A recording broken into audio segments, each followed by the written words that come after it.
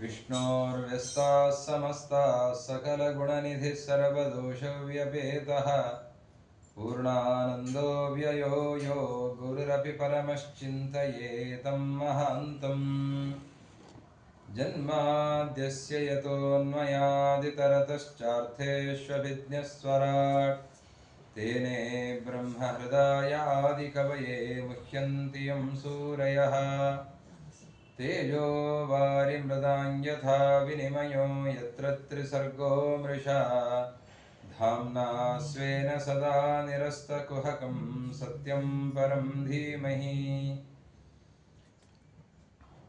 मिथ्यासिद्धान्तदुर्ध्वान्तविध्वंसनविचक्षणः जयतीर्थाख्यतरणिः भासतां no हृदम्बरे दुर्वादिध्वान्तरवये वैष्णवेन्दीवरेन्दवे श्रीराघवेन्द्रगुरवे नमोऽत्यन्तदयालवे तपस्वाध्यायशुश्रूषा कृष्णपूजारतं मुनिं विश्वेशमिष्टदं वन्दे परिव्राट् चक्रवर्तिनं हरिः ॐ नमः परस्मै पुरुषाय भूयसे सदुद्भवस्थान निरोधलीलया गृहीतशक्तित्रितयाय देहिनामन्तर्ध्रुवायानुपलभ्यवर्त्मने भूयो नमः सद्वृजिनच्छिदे सतामसम्भवायाखिलसत्त्वमूर्तये पुंसां पुनः पारमहंस्य आश्रमे व्यवस्थितानाम् अनुमृग्यदाशुषे वेदव्यासगुणावासविद्याधीश सतां वश मां निराशङ्गतक्लेशं कुर्वनाशं हरे निशं विद्वदाद्यः समध्वोऽद्य प्रोद्यत्प्रद्योतनद्युः हृद्यो नवद्यो बुद्धिं मे दद्याच्छुद्धप्रसिद्धिमान् यं प्रव्रजन्तमनुपेतमपेतकृत्यं द्वैपायनो विरहकातराजुहाव पुत्रेति तन्मयतया तरवोऽभिनेदुः तं सर्वभूतहृदयं मुनिमानतोऽस्मि स्वस्त्यस्तु सतामशेषसन्मङ्गलानि भवन्तु सम्यक् श्लोकैकश्रवणपठनमात्रेण वक्तुश्च श्रोतॄणां निखिलकलिकृतकल्मषापनोदनपटुतरे धर्मादिनिखिलपुरुषार्थसाधनीभूते श्रीमद्भागवते महापुराणे अद्य कथा प्रारंभः हरिः ओम ಶ್ರೀಮದ್ಭಾಗವತ ಇದು ಪ್ರತ್ಯಕ್ಷಃ ಕೃಷ್ಣ ಏವ ಹಿ ಅಂತ ಕೃಷ್ಣನೇ ಒಂದು ರೂಪದಿಂದ ಭಾಗವತವಾಗಿ ನೆಲೆಸಿದ್ದಾನೆ ಅಂತ. ಕಲಿಯುಗದಲ್ಲಿ ದೇವರ ಅವತಾರ ಇಲ್ಲ ಅಂದರೆ ಭಾಗವತವೇ ಇದೆ, ಭಗವಂತನ ಒಂದು ರೂಪ ಅದು ಅಂತ. ಅಂತಹ ವಿಶಿಷ್ಟವಾದ ಸನ್ನಿಧಾನ ಶ್ರೀಮದ್ಭಾಗವತ, ಕೃಷ್ಣನ ಸನ್ನಿಧಾನ. ಇದರ ಮಹಿಮೆಯನ್ನು ಪದ್ಮಪುರಾಣದಲ್ಲಿ ವೇದವ್ಯಾಸರೇ ತಿಳಿಸ್ತಾರೆ. ವೇದವ್ಯಾಸರೇ ಭಾಗವತದ ರಚನೆಯನ್ನು ಮಾಡಿದ್ದಾರೆ. ಇದರ ಮಹಿಮೆಯನ್ನು ಇನ್ನೊಂದು ಪುರಾಣದಲ್ಲಿ ತಿಳಿಸ್ತಾರೆ. ಇನ್ನೊಂದು ಪುರಾಣದಲ್ಲಿ ತಿಳಿಸಿದಾಗ ಇದರ ಮಹತ್ವ ಏನು ಅಂತ ಹೆಚ್ಚು ನಮಗೆ ಗೊತ್ತಾಗುತ್ತೆ. ಅದರ ಬಗ್ಗೆನೇ ಹೇಳುವಾಗ ಅದರ ಪ್ರಶಂಸೆ ಮಾಡಿದರೆ ಅದರ ಮಹತ್ವ ಹೆಚ್ಚು ಅಂತ ಆಗೋದಿಲ್ಲ. ಇನ್ನೊಂದು ವಿಷಯದಲ್ಲಿ ಮಾತಾಡುವಾಗ ಭಾಗವತ ಇಂಥದ್ದು ಅಂತ ಹೇಳಿದರೆ ಆವಾಗ ಭಾಗವತದ ಮಹಿಮೆ ಎಂಥದ್ದು ಅಂತ ಗೊತ್ತಾಗುತ್ತೆ, ಅದರ ಮಹತ್ವ ಹೆಚ್ಚಿನದ್ದು ಅಂತ ತಿಳಿದು ಬರುತ್ತದೆ. ಹೀಗಾಗಿ ಮತ್ತೊಂದು ಪುರಾಣದಲ್ಲಿ ಭಾಗವತದ ಮಹಿಮೆಯನ್ನು ಹೇಳ್ತಾರೆ. ಪರೀಕ್ಷಿತ್ ರಾಜರ ಬಳಿಯಲ್ಲಿ ದೇವತೆಗಳು ಬಂದು ಕೇಳಿದ್ರಂತೆ, ನಾವು ನಿನಗೆ ಬೇಕಾದರೆ ಅಮೃತವನ್ನು ಕೊಟ್ಟು ಬಿಡುತ್ತೇವೆ, ಭಾಗವತವನ್ನು ನಮಗೆ ಕೊಡು ಅಂತ ಕೇಳಿದ್ರಂತೆ. ಅದಕ್ಕೆ ಪರೀಕ್ಷಿತ್ ರಾಜ ಅಂತಾನೆ, ವಿನಿಮಯ ಮಾಡುವುದಕ್ಕೆ ಒಂದು ಸಮತೂಕ ಇರಬೇಕು. ಬಂಗಾರ 10 ಗ್ರಾಮ್ ಬಂಗಾರ ತಗೊಳ್ತೇವೆ ಅಂತಂದ್ರೆ ಅದಕ್ಕೆ ಸರಿಯಾದ ದುಡ್ಡನ್ನು ಕೊಟ್ಟು ಆ ಬಂಗಾರವನ್ನು ತಗೊಳ್ಳಿಕ್ಕೆ ಸರಿ. ನೀವು 10 ಗ್ರಾಮ್ ಬೆಳ್ಳಿ ಕೊಟ್ಟು 10 ಗ್ರಾಮ್ ಬಂಗಾರ ಕೊಡು ಅಂತ ಹೇಳಿದ್ರೆ ಇದು ಯಾವ ಲೆಕ್ಕ? ಇದು ನೀವು ಕೇಳ್ತಾ ಇರೋದು ಶ್ರೀಮದ್ ಭಾಗವತವನ್ನ, ಕೊಡ್ತಾ ಇರೋದು ಅಮೃತವನ್ನ. ಅಮೃತ ಭಾಗವತ ಎರಡು ಸರಿತೂಗಲಿಕ್ಕೆ ಸಾಧ್ಯ ಇದೆಯಾ? ಹೊಂದಾಣಿಕೆನೇ ಆಗೋದಿಲ್ಲ ಅಂತಾರೆ. ಕ್ವ ಕಾಚಃ ಕ್ವ ಮಣಿರ್ಮಃ, ಒಂದು ಗಾಜಿನ ತುಂಡನ್ನು ಕೊಟ್ಟು ನೀವು ಅನರ್ಘ್ಯವಾದ ರತ್ನವನ್ನು ಕೊಡು ಅಂತ ಹೇಳಿದರೆ ಹೇಗಿದು ಅಂತ ಪರೀಕ್ಷಿತ್ ರಾಜರು ಹೇಳ್ತಾರೆ ಅಂತ. ಅಂದರೆ ದೇವಲೋಕದ ಅಮೃತವೂ ಕೂಡ ಕ್ಷೀರ ಸಮುದ್ರದ ಮಥನದಿಂದ ಬಂದಿರುವಂತಹ ಅಮೃತ ಅದೂ ಕೂಡ ಶ್ರೀಮದ್ ಭಾಗವತದ ಮುಂದೆ ಅತ್ಯಲ್ಪ ಅಂತ. ಅಂತಹ ಮಹತ್ವ ಶ್ರೀಮದ್ ಭಾಗವತಕ್ಕಿದೆ. ನಾರದರು ಲೋಕ ಸಂಚಾರವನ್ನು ಮಾಡ್ತಾ ಅವರು ಹೋಗ್ತಾ ಇದ್ದಾರೆ. ಅವರು ಹೋಗುವಾಗ ಮಥುರಾ ಪಟ್ಟಣದ ಬಳಿಯಲ್ಲಿ ಮಥುರಾ ವೃಂದಾವನ ಆ ಕ್ಷೇತ್ರಕ್ಕೆ ಹೋದಾಗ ಅಲ್ಲಿ ಒಬ್ಬಳು ತರುಣಿಯನ್ನು ನೋಡ್ತಾರೆ. ಅಳ್ತಾ ಇದ್ದಾಳೆ. ಯಾಕೆ ಈ ಹೆಣ್ಮಗಳು ಅಳ್ತಾ ಇದ್ದಾಳೆ ಅಂತ ನೋಡುವಾಗ ಅವಳ ಹತ್ತಿರ ಇಬ್ಬರು ಇದ್ದಾರೆ ಪುರುಷರು. ಅವರು ವೃದ್ಧರಾಗಿದ್ದಾರೆ, ಅತ್ಯಂತ ವೃದ್ಧರಾಗಿದ್ದಾರೆ. ಅವರನ್ನು ನೋಡಿ ಮತ್ತೆ ಮತ್ತೆ ಬಿಕ್ಕಳಿಸಿ ಅಳ್ತಾ ಇದ್ದಾಳೆ ಆ ತರುಣಿ. ಅವಳನ್ನು ಕೇಳಿದ್ರಂತೆ ನಾರದರು, ನೀನು ಯಾರು, ಯಾಕೆ ಅಳ್ತಾ ಇದ್ದಿ, ಇವರು ಯಾರು, ಅವರನ್ನು ನೋಡಿ ದುಃಖಿಸಿ ಅಳ್ತಾ ಇದ್ದಿ, ಅದಕ್ಕೇನು ಕಾರಣ ಅಂತ ಕೇಳಿದ್ರಂತೆ. ಅದಕ್ಕೆ ಅವಳು ಹೇಳಿದ್ಲಂತೆ, ನನ್ನ ಹೆಸರು ಭಕ್ತಿ, ನಾನು ಭಕ್ತಿ. ಉತ್ಪನ್ನ ದ್ರವಿಡೇ ಸಾಹಂ ವೃದ್ಧಿಂ ಕರ್ನಾಟಕೆ ಗತ. ನಾನು ದ್ರವಿಡ ದೇಶದಲ್ಲಿ ಹುಟ್ಟಿದವಳು, ಹಾಗೆ ಲೋಕ ಸಂಚಾರ ಮಾಡ್ತಾ ಬಂದವಳು ಕರ್ನಾಟಕಕ್ಕೆ ಬಂದೆ. ಕರ್ನಾಟಕಕ್ಕೆ ಬಂದವಳು ನನಗೆ ಬೆಳವಣಿಗೆ ಆಯಿತು. ತಮಿಳುನಾಡಿನಲ್ಲಿ ದ್ರವಿಡ ದೇಶ ತಮಿಳುನಾಡು, ಅಲ್ಲಿರುವ ದೊಡ್ಡ ದೊಡ್ಡ ಕ್ಷೇತ್ರಗಳು, ರಂಗನಾಥನ ಕ್ಷೇತ್ರ, ಕುಂಭಕೋಣ, ಶಾರಂಗಪಾಣಿಯ ದೇವಾಲಯ, ಇಂತಹ ಪ್ರಾಚೀನ ದೇವಾಲಯಗಳು, ಅಲ್ಲಿರುವಂತಹ ಪವಿತ್ರವಾದಂತಹ ನದಿಗಳು, ಅದರ ಪ್ರಾಂತದಲ್ಲಿ ನಾನು ಜನ್ಮವನ್ನು ತಾಳಿದೆ ಅಂತಾಳೆ. ಅಲ್ಲಿಂದ ನಾನು ಸ್ವಲ್ಪ ಮೇಲಕ್ಕೆ ಬಂದೆ. ಕರ್ನಾಟಕಕ್ಕೆ ಬಂದಾಗ ವೃದ್ಧಿಂ ಕರ್ನಾಟಕೆ ಗತ, ಕರ್ನಾಟಕದಲ್ಲಿ ನಾನು ವೃದ್ಧಿಯನ್ನು ಪಡೆದೆ. ಅಂದರೆ ಭಕ್ತಿಯ ಪೋಷಣೆಯಾಯಿತು ಕರ್ನಾಟಕದಲ್ಲಿ. ಕರ್ನಾಟಕದಲ್ಲಿ ಅನೇಕ ದಿವ್ಯ ಕ್ಷೇತ್ರಗಳು, ಇಲ್ಲಿ ನಾನು ಪೋಷಣೆಯನ್ನು ಪಡೆದೆ. ಕ್ವಚಿನ್ ಮಹಾರಾಷ್ಟ್ರೇ, ಅಲ್ಲಿದ ಮಹಾರಾಷ್ಟ್ರಕ್ಕೆ ಬಂದೆ. ಮಹಾರಾಷ್ಟ್ರಕ್ಕೆ ಬಂದಾಗ ಮಹಾರಾಷ್ಟ್ರದಲ್ಲಿ ನನಗೆ ಎಲ್ಲ ಕಡೆ ಪೋಷಣೆ ಸಿಗಲಿಲ್ಲ. ಎಲ್ಲೋ ಕೆಲವು ಕಡೆ ಅಲ್ಲಿ ಇಲ್ಲಿ ಅಂತ ಪಂಢರಾಪುರ ಮೊದಲಾದಂತಹ ಒಂದೆರಡು ಕ್ಷೇತ್ರಗಳಲ್ಲಿ ನನಗೆ ಪೋಷಣೆ ಸಿಕ್ತು. ಆಮೇಲೆ ಹಾಗೆ ಸಂಚಾರ ಮಾಡ್ತಾ ನಾನು ಗುಜರಾತಕ್ಕೆ ಬಂದೆ.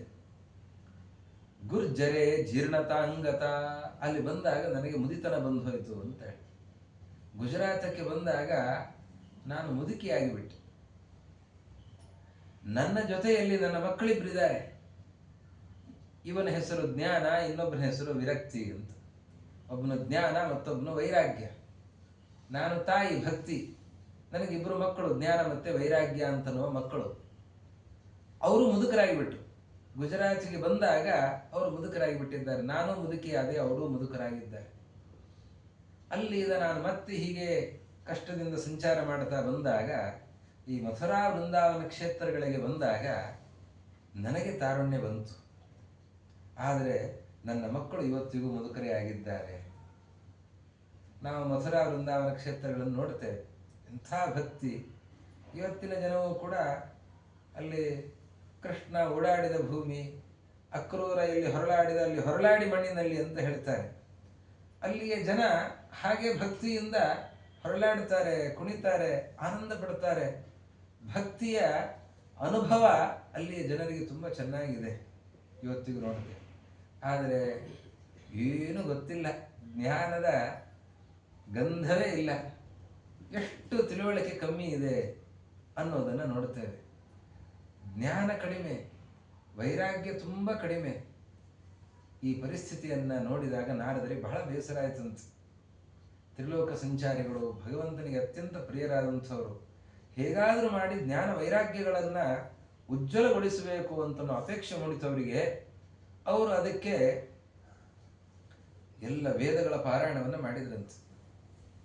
ಅವರಿಗೆ ಸಹಸ್ರ ಶಾಖಾ ಸಾಮವೇದ ಎಲ್ಲವೂ ಕೂಡ ಕಂಠಸ್ಥ. ಅವರಿಗೆ ಅದರ ಸಾಮದ ಆ ಮಹಿಮೆಯನ್ನು ಹೇಳುವಾಗ ನಾರದರ ಹೆಸರನ್ನೇ ಉಲ್ಲೇಖ ಮಾಡುತ್ತಾರೆ. ಅವರಿಗೆ ವೇದಗಳೆಲ್ಲವೂ ಕೂಡ ಮುಖೋದ್ಗತ. ಅವರಿಗೆ ಋಗ್ವೇದ, ಯಜುರ್ವೇದ, ಸಾಮವೇದ ಹಾಗೆ ಅನೇಕ ವೇದಗಳನ್ನು ಹೇಳಿದ್ರಂತೆ. ಆಮೇಲೆ ವಿಷ್ಣು ಸಹಸ್ರನಾಮ ಹೇಳಿದರು, ಭಗವದ್ಗೀತೆ ಹೇಳಿದರು. ಆ ಭಗವದ್ಗೀತೆ ವಿಷ್ಣು ಸಹಸ್ರನಾಮಗಳನ್ನು ಹೇಳುವಾಗ ಸ್ವಲ್ಪ ಕಣ್ ತೆಗೆದುವಂತೆ. ಜ್ಞಾನ ವೈರಾಗ್ಯಗಳ ಕಣ್ಣು ತೆಗೆದು ಹೀಗೆ ನೋಡಿದ್ರಂತೆ. ಉಜ್ಜೀವನ ಆಗ್ತಾ ಇದೆ ಅಂತ ಅನ್ನಿಸ್ತು. ಮತ್ತೆ ಕಣ್ಮುಚ್ಚಿ ಮಲಗೇ ಬಿಟ್ರಂತೆ. ಯಾಕೋ ಸರಿ ಹೋಗೋದಿಲ್ಲ ಇದು ಅಂತ ಅನ್ನಿಸ್ತು ನಾರದರಿಗೆ. ಅದಕ್ಕೇನು ಮಾಡಬೇಕು, ನಾನು ವಿಚಾರ ಮಾಡುತ್ತೇನೆ ಅಂತ ಅವರು ವಿಚಾರ ಮಾಡಿದ್ರಂತೆ. ಸನಕಾದಿ ಮುನಿಗಳು ಬಂದಿದ್ದಾರೆ. ಯಾಕೆ ಏನು ಸಂಕಟ ಅಂತ ಕೇಳಿದ್ರೆ, ಹೀಗೆ ಈ ಜ್ಞಾನ ವೈರಾಗ್ಯಗಳಿಗೆ ಉಜ್ಜೀವನ ಆಗಬೇಕಾಗಿದೆ, ಏನಾದರೂ ಉಪಾಯ ಹೇಳಿ ಅಂತಂದರೆ, ಇಲ್ಲ, ಜ್ಞಾನ ವೈರಾಗ್ಯಗಳು ಉಜ್ಜೀವನಗೊಳ್ಳಬೇಕು ಅಂತಂದರೆ ಅದಕ್ಕೆ ಜ್ಞಾನ, ಭಕ್ತಿ, ವಿರಕ್ತಿ ಈ ಮೂರಕ್ಕೂ ಕೂಡ ಒಂದು ಉತ್ತಮವಾದಂತಹ ಸ್ಥಾನ ದೊರಕಬೇಕು. ಮತ್ತೆ ಅದೆಲ್ಲವೂ ಕೂಡ ಉಜ್ಜೀವಿತ ಆಗಬೇಕು ಅಂತಂದರೆ ಶ್ರೀಮದ್ ಭಾಗವತವೇ ಅದಕ್ಕೆ ಕಾರಣ ಆಗ್ತದೆ. ಅದರಿಂದ ನೀವು ಅವರನ್ನು ಉಜ್ಜೀವನಗೊಳಿಸಬಹುದು ಅಂತ. ಹಾಗಾದರೆ ದಯಮಾಡಿ ತಾವೇ ಭಾಗವತ ಹೇಳಬೇಕು ಅಂತಂದ್ರೆ ಅವಶ್ಯವಾಗಿ ಹೇಳ್ತೇವೆ ಅಂತ ಸನಕಾದಿ ಮುನಿಗಳು ಗಂಗಾ ನದಿಯ ದಡದಲ್ಲಿ ಶ್ರೀಮದ್ ಭಾಗವತವನ್ನು ಹೇಳ್ತಾರೆ. ಅವರು ಹೇಳಿದರೆ ಅಲ್ಲಿಗೆ ಜ್ಞಾನ, ಭಕ್ತಿ, ವಿರಕ್ತಿ ಇವೆಲ್ಲವೂ ಕೂಡ ತಾರುಣ್ಯವನ್ನು ಹೊಂದಿ ನರ್ತನ ಮಾಡ್ತಾ ಕುಣಿತಾ ಬರ್ತಾ ಇದ್ದಾರೆ ಅಂತ ಹೇಳಿದ್ದಾರೆ. ಹಾಗೆ ಶ್ರೀಮದ್ ಭಾಗವತದ ಮಹಿಮೆ ಅಂಥದ್ದು. ತುಂಗಾ ನದಿಯ ತೀರದಲ್ಲಿ ಆತ್ಮದೇವ ಅಂತನೊಬ್ಬ ಬ್ರಾಹ್ಮಣ, ಅವನಿಗೆ ಮಕ್ಕಳಿರಲಿಲ್ಲ. ಬಹಳ ವರ್ಷಗಳಿಂದ ಸಂತಾನ ಇರಲಿಲ್ಲ. ಬಹಳ ಬೇಸರದಲ್ಲಿದ್ದ. ಆತ್ಮಹತ್ಯೆಯನ್ನು ಮಾಡಿಕೊಳ್ತೇನೆ ಅಂತ ಮಕ್ಕಳಿಲ್ಲದೇನೆ ದುಃಖಿತನಾಗಿ ಆತ್ಮಹತ್ಯೆ ತನಕ ಹೋಗಿದ್ದವನು. ಕಾಡಿಗೆ ಹೋಗಿ ಪ್ರಾಣ ಕಳ್ಕೊಳ್ಬೇಕು, ಒಂದು ಕಡೆ ಒಂದು ಮರಕ್ಕೆ ನೇಣು ಹಾಕ್ಕೊಳ್ಬೇಕು ಅಂತ ಹೋಗಿದ್ದ. ಯಾಕಪ್ಪ ಕಾಡಿಗೆ ಬಂದಿದ್ದಿ ಅಂತ ಅಲ್ಲಿ ಋಷಿಗಳು ಕೇಳಿದ್ರಂತ. ನೇಣು ಹಾಕ್ಕೊಳ್ಬೇಕು ಅಂತ ಬಂದಿದ್ದೇನೆ ಅಂತ ಅಂದಂತೀವಿ. ಏನಾಗಿದೆ ನಿನಗೆ ಅಂತಹದ್ದು? ಮಕ್ಕಳಿಲ್ಲ ನನಗೆ, ಒಂದು ಫಲವನ್ನು ಕೊಟ್ಟರಂತ, ಸಂತಾನ ಆಗತ್ತೆ ನಿನಗೆ, ಹೋಗು ಅಂತ ಕಳಿಸ್ತಾರಂತ. ಸಂತೋಷ ಆಯಿತು ಅವನಿಗೆ. ಋಷಿಗಳು ಸಂತಾನ ಆಗ್ತದೆ ಅಂತ ಕೊಟ್ಟಿದ್ದಾರೆ ಅಂತ ಆ ಫಲವನ್ನು ತಗೊಂಡು ಬರ್ತಾನೆ, ಹೆಂಡತಿ ಕೈಯಲ್ಲಿ ಕೊಡ್ತಾನೆ.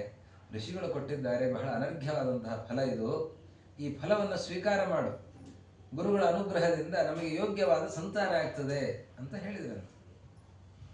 ಆ ಹೆಂಡತಿ ವಿಚಾರ ಮಾಡಿದ್ಲು, ನಾನು ಇಷ್ಟು ವರ್ಷ ಆಯ್ತು ನನಗೆ, ನಾನೀಗ ಗರ್ಭಿಣಿ ಆಗೋದು ಅಂತಂದ್ರೆ ಏನಿದು, ನನಗೆ ಬೇಡ ಇದು ಅಂತಂತಾಳೆ.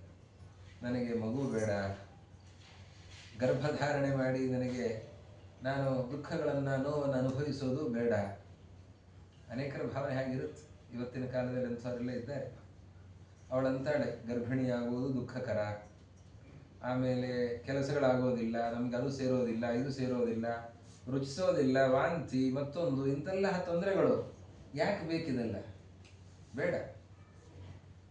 ಅದಕ್ಕೆ ಅವಳು ಉಪಾಯ ಮಾಡಿ ಆ ಹಣ್ಣನ್ನು ಅವ್ರ ಮನೆಯಲ್ಲಿ ಒಂದು ಹಟ್ಟಿ ಇತ್ತು, ಹಸುವಿಗೆ ಹಾಕಿಬಿಟ್ಲಂತ.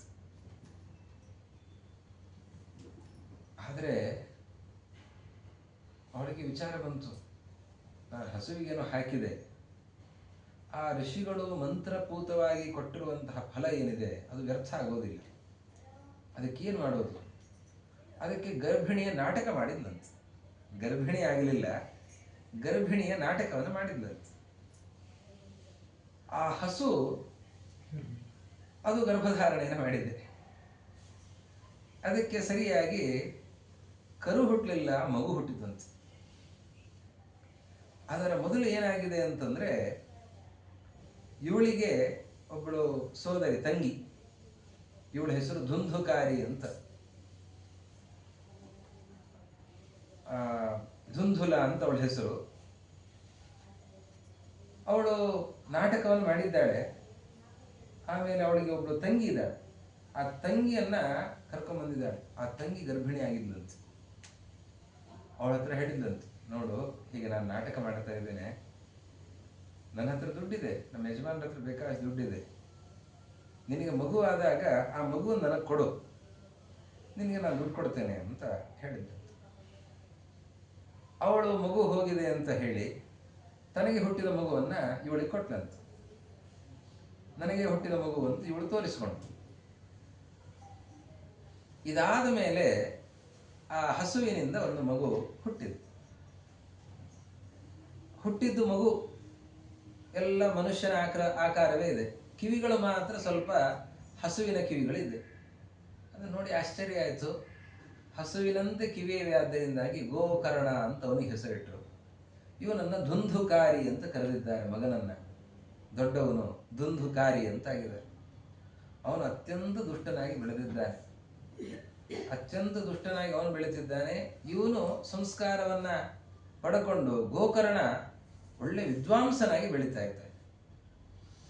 ಅವನು ಅಧ್ಯಯನ ಮಾಡಲಿಕ್ಕೆ ಅಂತ ಹೋದವನು ಹಿಂತಿರುಗಿ ಬರ್ತಾನೆ. ಬಂದಾಗ ನೋಡ್ತಾನೆ ಮನೆಯಲ್ಲಿ ಈ ಧುಂದುಕಾರಿ ಮಾಡಬಾರದ ಅನ್ಯಾಯಗಳನ್ನು ಮಾಡ್ತಾ ಇದ್ದಾನೆ. ತಂದೆಯನ್ನೇ ಬೈತಾ ಇದ್ದಾನೆ. ಕಳ್ಳತನ, ಸುಳ್ಳು, ಮೋಸ ಎಲ್ಲವೂ ಕೂಡ ಎಲ್ಲ ದುಷ್ಟ ಚಟಗಳು ಅವನಲ್ಲಿವೆ.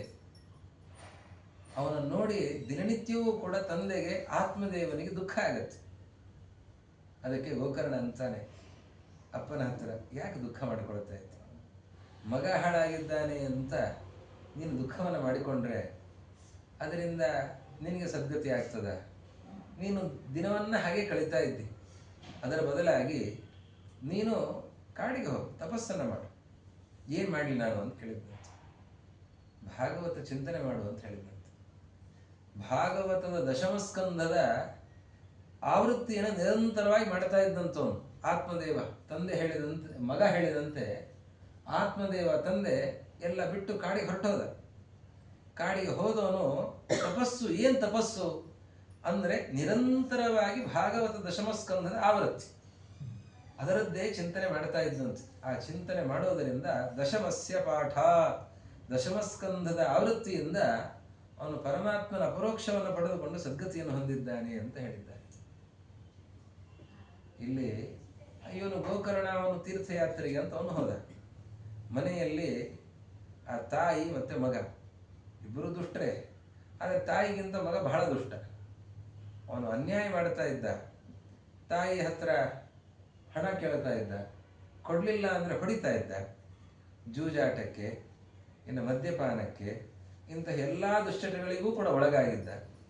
ಅದಕ್ಕಾಗಿ ಹಣವನ್ನು ಕಸಿದುಕೊಂಡು ಹೋಗಿ ಹಿಂಸಿಸ್ತಾ ಇದ್ದ. ತಾಯಿಗೆ ಹಿಂಸೆ ತಾಳ್ಲಿಕ್ಕಾಗದೇನೆ ಒಂದು ದಿವಸ ತಾಯಿಯು ಕೂಡ ಪ್ರಾಣತ್ಯಾಗ ಮಾಡಿಬಿಟ್ಟಿದ್ದ. ಮನೆಯಲ್ಲಿ ಯಾರಿಲ್ಲ, ಅವನೇ ಸರ್ವತಂತ್ರ ಸ್ವತಂತ್ರನಾಗಿ ಬಿಟ್ಟಿದ್ದಾನೆ. ಅವನು ಹೊರಗಡೆ ಅನ್ಯಾಯ ಮಾಡ್ತಾ ಇದ್ದವನು ಮನೆಯಲ್ಲಿ ಅನ್ಯಾಯ ಆರಂಭ ಮಾಡಿದ. ದುಷ್ಟ ಸ್ತ್ರೀಯರನ್ನ ಮನೆಯಲ್ಲಿ ತಂದಿಟ್ಟುಕೊಂಡ. ಜೂಜಾಟ, ಎಲ್ಲ ದುರ್ವ್ಯಸನಗಳು. ಅವರಿಗೆ ಹಣ ಪೂರೈಸಬೇಕು, ಸಾಕಾಗೋದಿಲ್ಲ. ಅದಕ್ಕೆ ಕಳ್ಳತನ ಮಾಡ್ತಾ ಇದ್ದ. ಅಲ್ಲಲ್ಲಿ ಕಳ್ಳತನ ಮಾಡಿ ಹಾರಗಳನ್ನ ಮತ್ತೊಂದನ್ನ ಎಲ್ಲ ತಂದು ಕೊಡೋದು. ಅವರು ವಿಚಾರ ಮಾಡಿದ್ರಂತೆ, ಇವನೆಲ್ಲ ನಮಗೆ ತಂದು ಕೊಡ್ತಾನೆ ಮಾಡ್ತಾನೆ, ಆದರೆ ಇವನು ರಾಜನ ಮನೆಗೂ ಕನ್ನ ಹಾಕ್ತಾನೆ. ಇವನು ಎಲ್ಲಾದರೂ ಸಿಕ್ಕಾಕೊಂಡ್ರೆ ನಾವು ಬಲಿಯಾಗ್ತೇವೆ. ಅದಕ್ಕೆ ಇವನನ್ನೇ ಮುಗಿಸ್ಬಿಡೋಣ ಅಂತ ಹೇಳಿ ಆ ಸ್ತ್ರೀಯರೆಲ್ಲ, ಮೊದಲೇ ದುಷ್ಟ ಸ್ತ್ರೀಯರು, ಅವರು ಸೇರಿಕೊಂಡು ಇವನನ್ನ ಕೊಂದು ಹಾಕಿದ್ರಂತೆ. ಬೇಗ ಸಾಯಲಿಲ್ಲಂತವನು. ಅದಕ್ಕೆ ಅವನ ಕುತ್ತಿಗೆಗೆಲ್ಲ ಕಟ್ಟಿ, ಅಷ್ಟಾದರೂ ಸಾಯದೆ ಹೋದಾಗ ಮುಖದ ಮೇಲೆಲ್ಲ ಕೆಂಡ ಹಾಕಿ ಅದರಿಂದ ಸುಟ್ಟು ಅವನನ್ನ ಕೊಂದು ಹಾಕಿದ್ದಾರೆ. ಹಾಗೆ ಮಾಡಿ ಹಾಳು ಬಾವಿಯಲ್ಲಿ ಹಾಕಿ ಬಿಸಾಡಿ ಹೋಗಿಬಿಟ್ಟಿದ್ದಾರೆ. ಆಮೇಲೆ ಅದು ಭೂತ ಬಂಗಲೆ ಆಗಿಬಿಟ್ಟಿದೆ. ಯಾರು ಬರ್ತಾ ಇಲ್ಲ ಮನೆಗೆ. ಗೋಕರ್ಣ ತೀರ್ಥಯಾತ್ರೆ ಮುಗಿಸ್ಕೊಂಡು ಮನೆಗೆ ಬಂದಂತೆ. ಮನೆ ಅಂಗಳದಲ್ಲಿ ಮಲಗಿದ್ದ. ರಾತ್ರಿ ಹೊತ್ತಾಗಿದೆ. ಮನೆ ಅಂಗಳದಲ್ಲಿ ಮಲಗಿದ್ದ. ತನ್ನ ಮನೆ ಅಂಗಳದಲ್ಲಿ ಮಲಗಿದ್ದಾನೆ. ಮನೆ ಅಂಗಳದಲ್ಲಿದ್ದಾಗ ಒಂದು ಭಾರಿ ದೊಡ್ಡ ಆನೆ ಕಾಣಿಸೋದಂತ ಒಮ್ಮೆಲೆ. ಗರ್ಜನೆ ಕೇಳಿ ಬರೋದು. ಆಮೇಲೆ ಸ್ವಲ್ಪ ಹೊತ್ತಿಗೆ ಆನೆ ಇಲ್ಲ, ಏನಿಲ್ಲ, ಒಂದು ಮೇಕೆ ಕಾಣಿಸ್ತಾ ಇದೆ. ಇನ್ನೊಂದು ಸ್ವಲ್ಪ ಹೊತ್ತಿಗೆ ಕರಡಿ. ಆವಾಗ ಅವನಿಗೆ ಗೊತ್ತಾಯ್ತು, ಇದು ಯಾವ ಪ್ರಾಣಿಯೂ ಅಲ್ಲ, ಸದ್ಗತಿಯಾಗದೇ ಇರುವಂತಹ ಒಬ್ಬ ವ್ಯಕ್ತಿ. ಇವನು ಹೀಗೆ ವಿವಿಧ ವೇಷಗಳಿಂದ ಇಲ್ಲಿ ಅಲಿತಾ ಇದ್ದಾನೆ.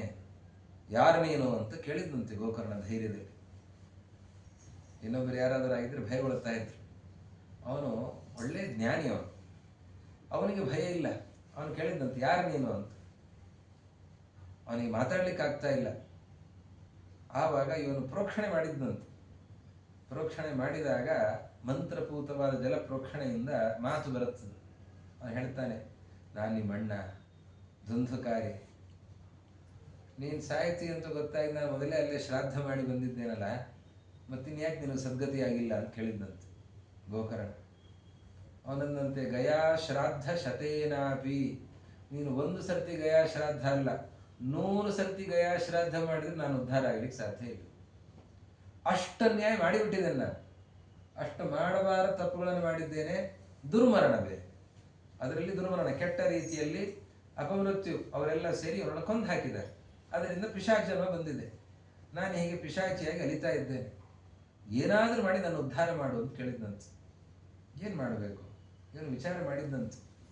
ಗಯಾ ಶ್ರಾದ್ದ ಮಾಡಿದ್ರು ಉದ್ಧಾರ ಆಗ್ತಾ ಇಲ್ಲ ಅಂತಂದ್ರೆ ಇವನನ್ನ ಮೇಲೆಬ್ಬಿಸೋದು ಹೇಗೆ ವಿಚಾರ ಮಾಡಿದ. ಮರುದಿವಸ ತನ್ನ ನಿತ್ಯಾನ್ಯೇಕಗಳನ್ನ ಮಾಡಿ ಸೂರ್ಯೋದಯ ಆದಾಗ ಸೂರ್ಯನಲ್ಲಿ ಪ್ರಾರ್ಥನೆ ಮಾಡಿದ್ದಂತೆ. ಸೂರ್ಯನ ಸ್ತಂಭನ ಮಾಡಿದ್ದಾನಂತೆ, ತನ್ನ ಶಕ್ತಿಯಿಂದ ಸೂರ್ಯನ ಸ್ತಂಭನ ಮಾಡಿದ್ದಾನಂತೆ. ಸೂರ್ಯ ಒಂದು ಕ್ಷಣ ನಿಂತುಕೊಂಡು ಏನು ಅಂತ ಕೇಳಿದ್ರೆ ದುಂದುಕಾರಿಯ ಉದ್ಧಾರ ಹೇಗೆ ಅಂತ ಕೇಳಿದ್ನು. ಅದಕ್ಕೆ ಸೂರ್ಯ ಹೇಳಿದಂತೆ, ಶ್ರೀಮದ್ ಭಾಗವತದ ಸಪ್ತಾಹ ಯಜ್ಞ ಆಯಿತು ಅಂತಾದ್ರೆ ಅವನು ಉದ್ಧತನಾಗ್ತಾನೆ ಅಂತ ಹೇಳಿದ್ದಾರೆ. ಅದನ್ನು ಕೇಳಿ ಬಹಳ ಸಂತೋಷದಿಂದ ಅವಶ್ಯವಾಗಿ ಆಗಲಿ ಅಂತ ಹೇಳಿ ಊರಿನವರನ್ನೆಲ್ಲ ಕರೆಸಿ, ನಾವು ಭಾಗವತ ಸಪ್ತಾಹ ಯಜ್ಞವನ್ನು ಮಾಡ್ತಾ ಇದ್ದೇವೆ, ನೀವೆಲ್ಲರೂ ಕೂಡ ಬರಬೇಕು. ಭಾಗವತ ಸಪ್ತಾಹದ ವಿಧಿಯಲ್ಲಿ ಆ ಕ್ರಮ ಇದೆ, ಹೇಗೆ ಸಪ್ತಾಹವನ್ನು ನಡೆಸಬೇಕು. ಇಲ್ಲಿ ಮಾಡಿದ್ದಾರೆ ನೋಡಿ, ಎಲ್ಲ ತೋರಣ ಹಾಕಿ ಹಾಗೆ ಅಲಂಕಾರವನ್ನು ಮಾಡಬೇಕು, ಮನೆಗೆ ಅಲಂಕಾರವನ್ನು ಮಾಡಬೇಕು, ದಿವ್ಯ ಮಂಟಪದ ನಿರ್ಮಾಣವನ್ನು ಮಾಡಬೇಕು, ಪ್ರವಚನಕ್ಕಾಗಿ ದಿವ್ಯ ಮಂಟಪದ ನಿರ್ಮಾಣವನ್ನು ಮಾಡಬೇಕು. ಹಾಗೆ ಊರಿನವರನ್ನೆಲ್ಲರನ್ನೂ ಕರಿಬೇಕಂತ. ಯಾರು ಸಜ್ಜನರು, ವಿಷ್ಣು ಭಕ್ತರು, ವೈಷ್ಣವರು ಅಂತಿದ್ದಾರೆ ಎಲ್ಲರನ್ನೂ ಕರಿಬೇಕು. ದೂರದ ಬಂಧುಗಳನ್ನೆಲ್ಲ ಕರಿಬೇಕು, ಅವರಿಗೆಲ್ಲ ಇಳ್ಕೊಳ್ಳಿಕ್ಕೆ ವ್ಯವಸ್ಥೆ ಮಾಡಿದ್ದೇವೆ ಅಂತ ತಿಳಿಸ್ಬೇಕು. ಬರ್ಲಿಕ್ಕಾಗದೆ ಹೋದಾಗ ಕೊನೆಯ ಪಕ್ಷ ಮಂಗಳ ದಿವಸ ಆದರೂ ಬನ್ನಿ ಅಂತೂ ಹೇಳಬೇಕು, ಅಂತೂ ಇದೆ. ಆ ರೀತಿಯಲ್ಲಿ ಹೇಳಿಕೆಯನ್ನ ಕೊಟ್ಟು, ಆಮಂತ್ರಣವನ್ನು ಕೊಟ್ಟು, ತಾನು ದೀಕ್ಷಿತನಾಗಿ ಭಾಗವತ ಸಪ್ತಾಹ ನಡೆಯುವಾಗ ದೀಕ್ಷಿತನಾಗಿರಬೇಕು. ಬ್ರಹ್ಮಚರ್ಯಂ ಅಧಸ್ವಾಪಹ ಅಂತೆಲ್ಲ ಹೇಳಿದ್ದಾರೆ. ಬ್ರಹ್ಮಚರ್ಯ ಪಾಲನೆಯನ್ನು ಮಾಡಬೇಕು. ಅಧಸ್ವಾಪಹ, ಮಂಚದ ಮೇಲೆ ಮಲಗಬಾರದು, ಕೆಳಗೆ ಮಲಗಬೇಕು. ಆಮೇಲೆ ಆಹಾರದ ನಿಯಮ, ಸಾತ್ವಿಕ ಆಹಾರವನ್ನು ಸ್ವೀಕಾರ ಮಾಡಬೇಕು. ಸಾಧ್ಯ ಆದರೆ ಉಪವಾಸ ಮಾಡಿ, ಇಲ್ಲ ಹಣ್ಣು ಹಾಲುಗಳನ್ನು ತಗೊಳ್ಳಿ. ಅದು ಸಾಧ್ಯ ಆಗೋದಿಲ್ಲ, ಹವಿಷ್ಯಾನ್ನ ಏಕಭೋಜನ ಮಾಡಿ. ಅದೂ ಸಾಧ್ಯ ಆಗೋದಿಲ್ಲ ಅಂತಂದರೆ 2 ಹೊತ್ತು ಊಟ ಮಾಡಿ. ಕಥಾ ವಿಘ್ನಕರೋ ಯದಿ, ನಮಗೆ ಸ್ವೀಕಾರ ಮಾಡಲಿಲ್ಲ ಅಂತಾದರೆ ಆವಾಗ ಕಥೆ ಅದನ್ನು ಚಿಂತನೆ ಮಾಡಲಿಕ್ಕೆ ಆಗೋದಿಲ್ಲ. ಅಂದರೆ ಊಟ ಮಾಡಿ ಚಿಂತೆ ಇಲ್ಲ, ಅಂದರೆ ಭಾಗವತವನ್ನು ಕೇಳೋದು ಮುಖ್ಯ ಅಂತ ಹೇಳಿದ್ದಾರೆ. ಭಾಗವತ ಶ್ರವಣ, ಹೇಗೆ ಭಾಗವತ ಶ್ರವಣ ಆಗಬೇಕು? ಬೆಳಗ್ಗೆ ಸೂರ್ಯೋದಯ ಆಗಿ ಸ್ವಲ್ಪ ಹೊತ್ತಿಗೆ ಆರಂಭ ಆಗಬೇಕಂತ ಭಾಗವತ. ಎಲ್ಲಿಯ ತನಕ? ಮಧ್ಯಾಹ್ನದ ತನಕ ಆಗಬೇಕು. ಮಧ್ಯಾಹ್ನ 2 ಗಳಿಗೆ ವಿಶ್ರಾಂತಿ ಆಗಬೇಕಂತ. 2 ಗಳಿಗೆ ಅದು ಅಷ್ಟು ಹೊತ್ತು ಅವಿಚ್ಛಿನ್ನವಾಗಿ ನಡೀತಾ ಇದ್ದರೆ ಹೇಳೋರಿಗೂ ಕೇಳೋರಿಗೂ ಶ್ರಮ ಆಗತ್ತೆ. ಅದಕ್ಕೆ ಒಂದು 2 ಗಳಿಗೆ ವಿಶ್ರಾಂತಿ. 2 ಗಳಿಗೆ ಅಂದರೆ 3/4 ಗಂಟೆ, 48 ನಿಮಿಷ. ಅಷ್ಟು ವಿಶ್ರಾಂತಿ ಆದಮೇಲೆ ಮತ್ತೆ ಆರಂಭ, ಮತ್ತೆ ಮುಂದುವರೆಸಬೇಕು. ಎಲ್ಲಿಯ ತನಕ? ಇನ್ನೇನು ಸೂರ್ಯಾಸ್ತ ಆಗತ್ತೆ ಅಂತಂದರೆ ಅಲ್ಲಿ ನಿಲ್ಲಿಸ್ಬೇಕಂತ.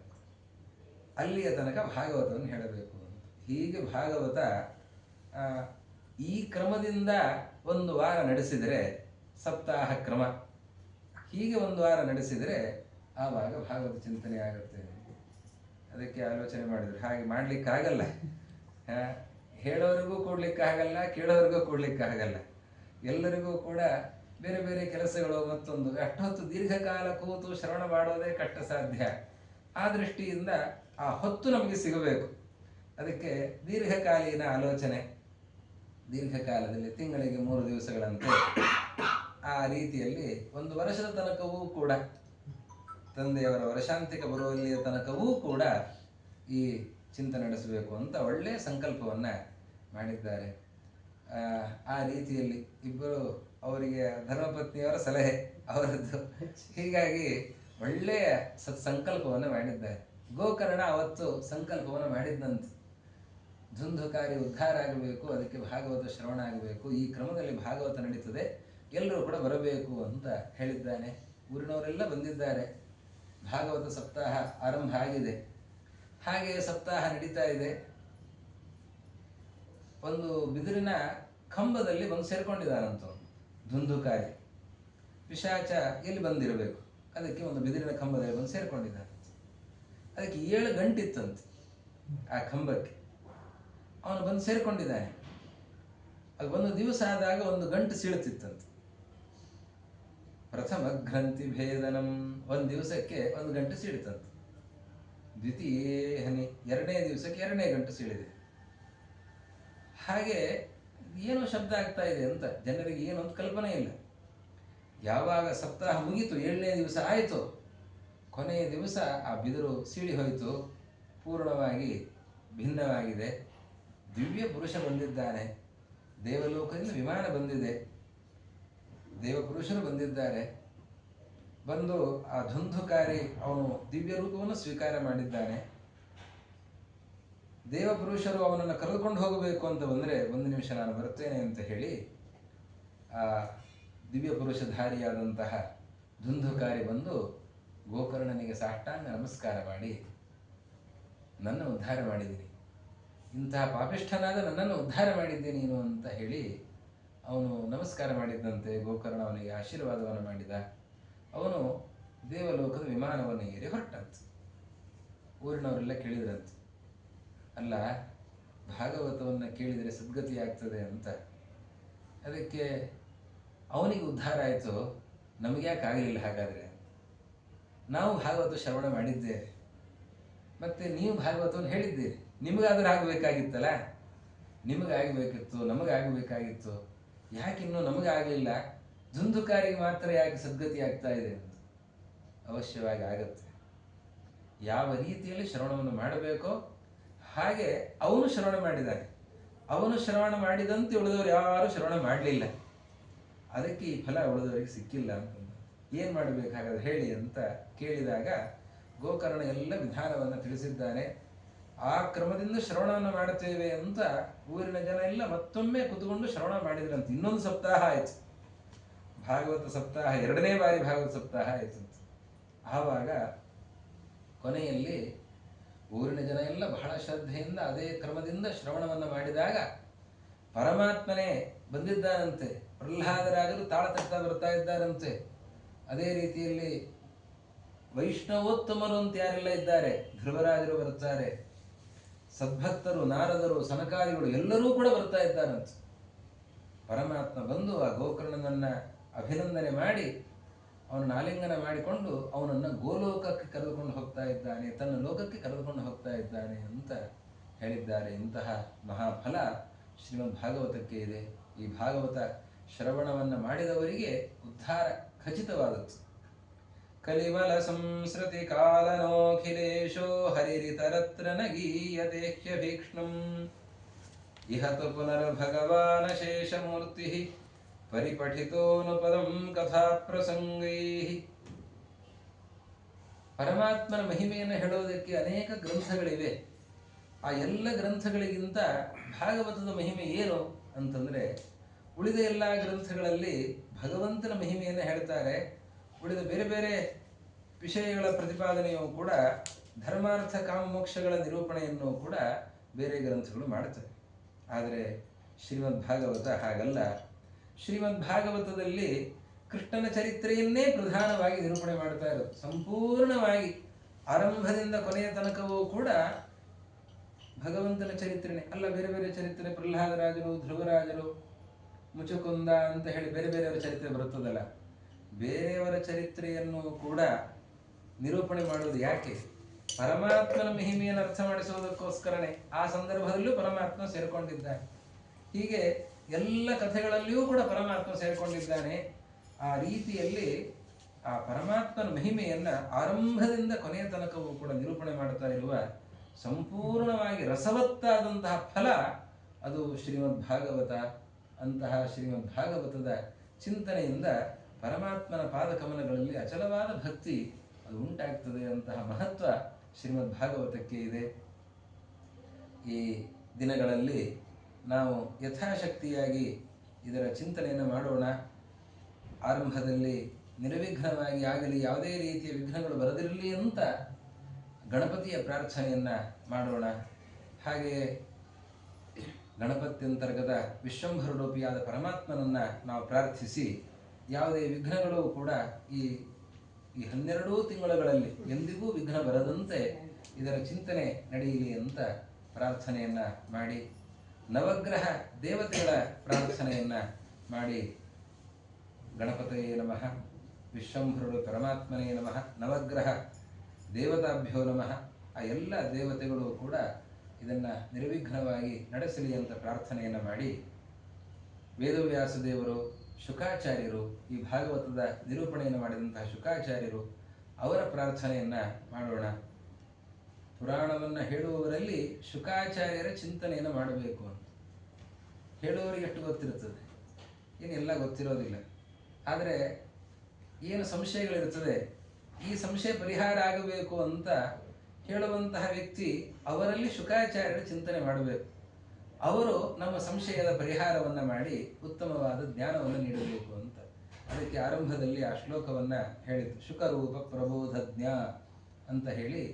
ಎಲ್ಲ ವೇದಶಾಸ್ತ್ರಗಳನ್ನು ತಿಳಿದಂತಹ ಶುಕಾಚಾರ್ಯರು, ಅವರ ಪ್ರಾರ್ಥನೆಯನ್ನು ಮಾಡೋಣ. ಅವರು ನಮಗೆ ದಿವ್ಯವಾದಂತಹ ಈ ತತ್ವಜ್ಞಾನವನ್ನು ಕೊಡಲಿ ಅಂತ ಪ್ರಾರ್ಥನೆಯನ್ನು ಮಾಡಿ ಈ ಕಥಾರಂಭವನ್ನು ಮಾಡಬೇಕು. ಹಾಗೆ ನಾವು ಈ ಕಥಾರಂಭವನ್ನು ಮಾಡೋಣ. ಪ್ರಥಮ ಸ್ಕಂಧದ ಕೆಲವು ಭಾಗದ ಚಿಂತನೆ ಇವತ್ತು ಮತ್ತು ನಾಳೆ ಮಾಡಿ, ನಂತರದಲ್ಲಿ ಮುಂದಿನ ತಿಂಗಳ ಚಿಂತನೆಯಲ್ಲಿ ದ್ವಿತೀಯ ಸ್ಕಂಧದ ಚಿಂತನೆ ಇರುತ್ತದೆ. ದ್ವಿತೀಯ ಸ್ಕಂಧ ಪ್ರಥಮ ಸ್ಕಂಧಕ್ಕಿಂತ ಸ್ವಲ್ಪ ಚಿಕ್ಕದು, ಆದ್ದರಿಂದ ಪ್ರಥಮ ಸ್ಕಂಧ ಸ್ವಲ್ಪ ದೊಡ್ಡದು. ಆದ್ದರಿಂದ ಪ್ರಥಮ ಸ್ಕಂಧದ ಈ ಮಹಿಮೆಯೆಲ್ಲ ಸೇರಿ ಪ್ರಥಮ ಸ್ಕಂಧ ಆಗುವಾಗ ಸ್ವಲ್ಪ ಹೆಚ್ಚಾಗುತ್ತೆ. ಅದಕ್ಕೆ ಉಳಿದ ಅಂಶವನ್ನು ಮುಂದಿನ ತಿಂಗಳ ಚಿಂತನೆಯಲ್ಲಿ ಪ್ರಥಮ ಸ್ಕಂಧದ ಉಳಿದ ಭಾಗ ಮತ್ತು ದ್ವಿತೀಯ ಸ್ಕಂಧ ಅದರ ಚಿಂತನೆ ಆಗುತ್ತೆ. ಮುಂದೆ ಒಂದೊಂದು ಸ್ಕಂಧಗಳ ಚಿಂತನೆಯನ್ನು ಮಾಡಿಕೊಂಡು ಹೋಗಬಹುದು.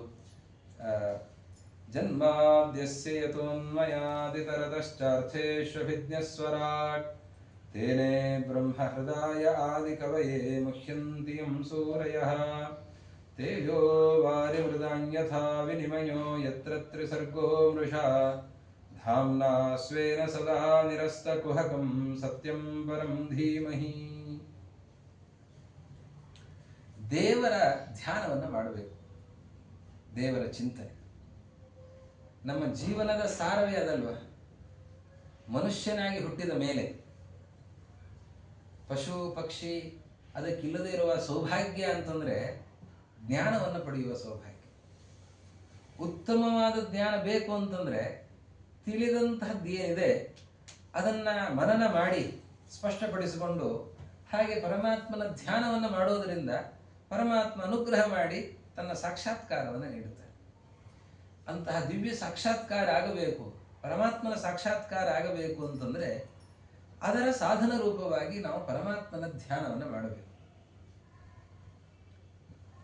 ಅವನ ಬಗ್ಗೆ ತಿಳ್ಕೊಳ್ಬೇಕು. ಧ್ಯಾನ ಮಾಡಬೇಕು ಅಂತಂದರೆ ಇವತ್ತು ಯೋಗದ ಶಿಕ್ಷಣವನ್ನು ಮಾಡುವಂತಹ ಅನೇಕರು ವೈದೇಶಿಕರು, ನಮ್ಮಲ್ಲಿ ಕೆಲವರು, ಅವರು ಸರಿಯಾದ ತಿಳುವಳಿಕೆ ಇಲ್ಲದೇನೆ ಅವರು ಶೂನ್ಯದ ಚಿಂತನೆಯನ್ನು ಮಾಡಿ ಅಂತ ಹೇಳ್ತಾರೆ. ಏನಿಲ್ಲ ಅಂತ ಚಿಂತನೆ ಮಾಡಿ, ಅದು ಹೇಗೆ ಚಿಂತನೆ ಸಾಧ್ಯ? ಶೂನ್ಯದ ಚಿಂತನೆ ಅದು ಸರಿಯಾದದ್ದಲ್ಲ, ಆ ಚಿಂತನೆ ಆಗಲಿಕ್ಕೆ ಸಾಧ್ಯವೇ ಇಲ್ಲ. ತತ್ವ ಚಿಂತನೆ ಆಗಬೇಕು, ಪರಮಾತ್ಮನ ಗುಣಗಳ ಚಿಂತನೆ, ರೂಪ ನಾಮ ಗುಣ ಇವುಗಳ ಚಿಂತನೆ. ಪರಮಾತ್ಮನ ನಾಮ ಗುಣ ರೂಪ ಕ್ರಿಯೆ ಇವುಗಳ ಚಿಂತನೆಯನ್ನು ಮಾಡಬೇಕು. ಅವನು ಯಾರು ಅಂತ ತಿಳ್ಕೊಳ್ಳೋದು ಹೇಗೆ ಅಂತಂದರೆ ಅವನು ಜಗತ್ತಿನ ಸೃಷ್ಟಿಕರ್ತ ಅಂತ ತಿಳ್ಕೊಳ್ಳಿ. ಇವತ್ತು ಜಗತ್ತು ಇದೆ ಅಂತಂದರೆ ಅದನ್ನು ಸೃಷ್ಟಿ ಮಾಡಿದಂತಹ ಒಬ್ಬ ವ್ಯಕ್ತಿ ಇದ್ದಾನೆ, ಅವನು ಸೃಷ್ಟಿ ಮಾಡಿದ್ದಾನೆ ಅನ್ನೋದನ್ನು ನಾವು ವೇದಗಳಿಂದ ತಿಳಿಯಬಹುದು.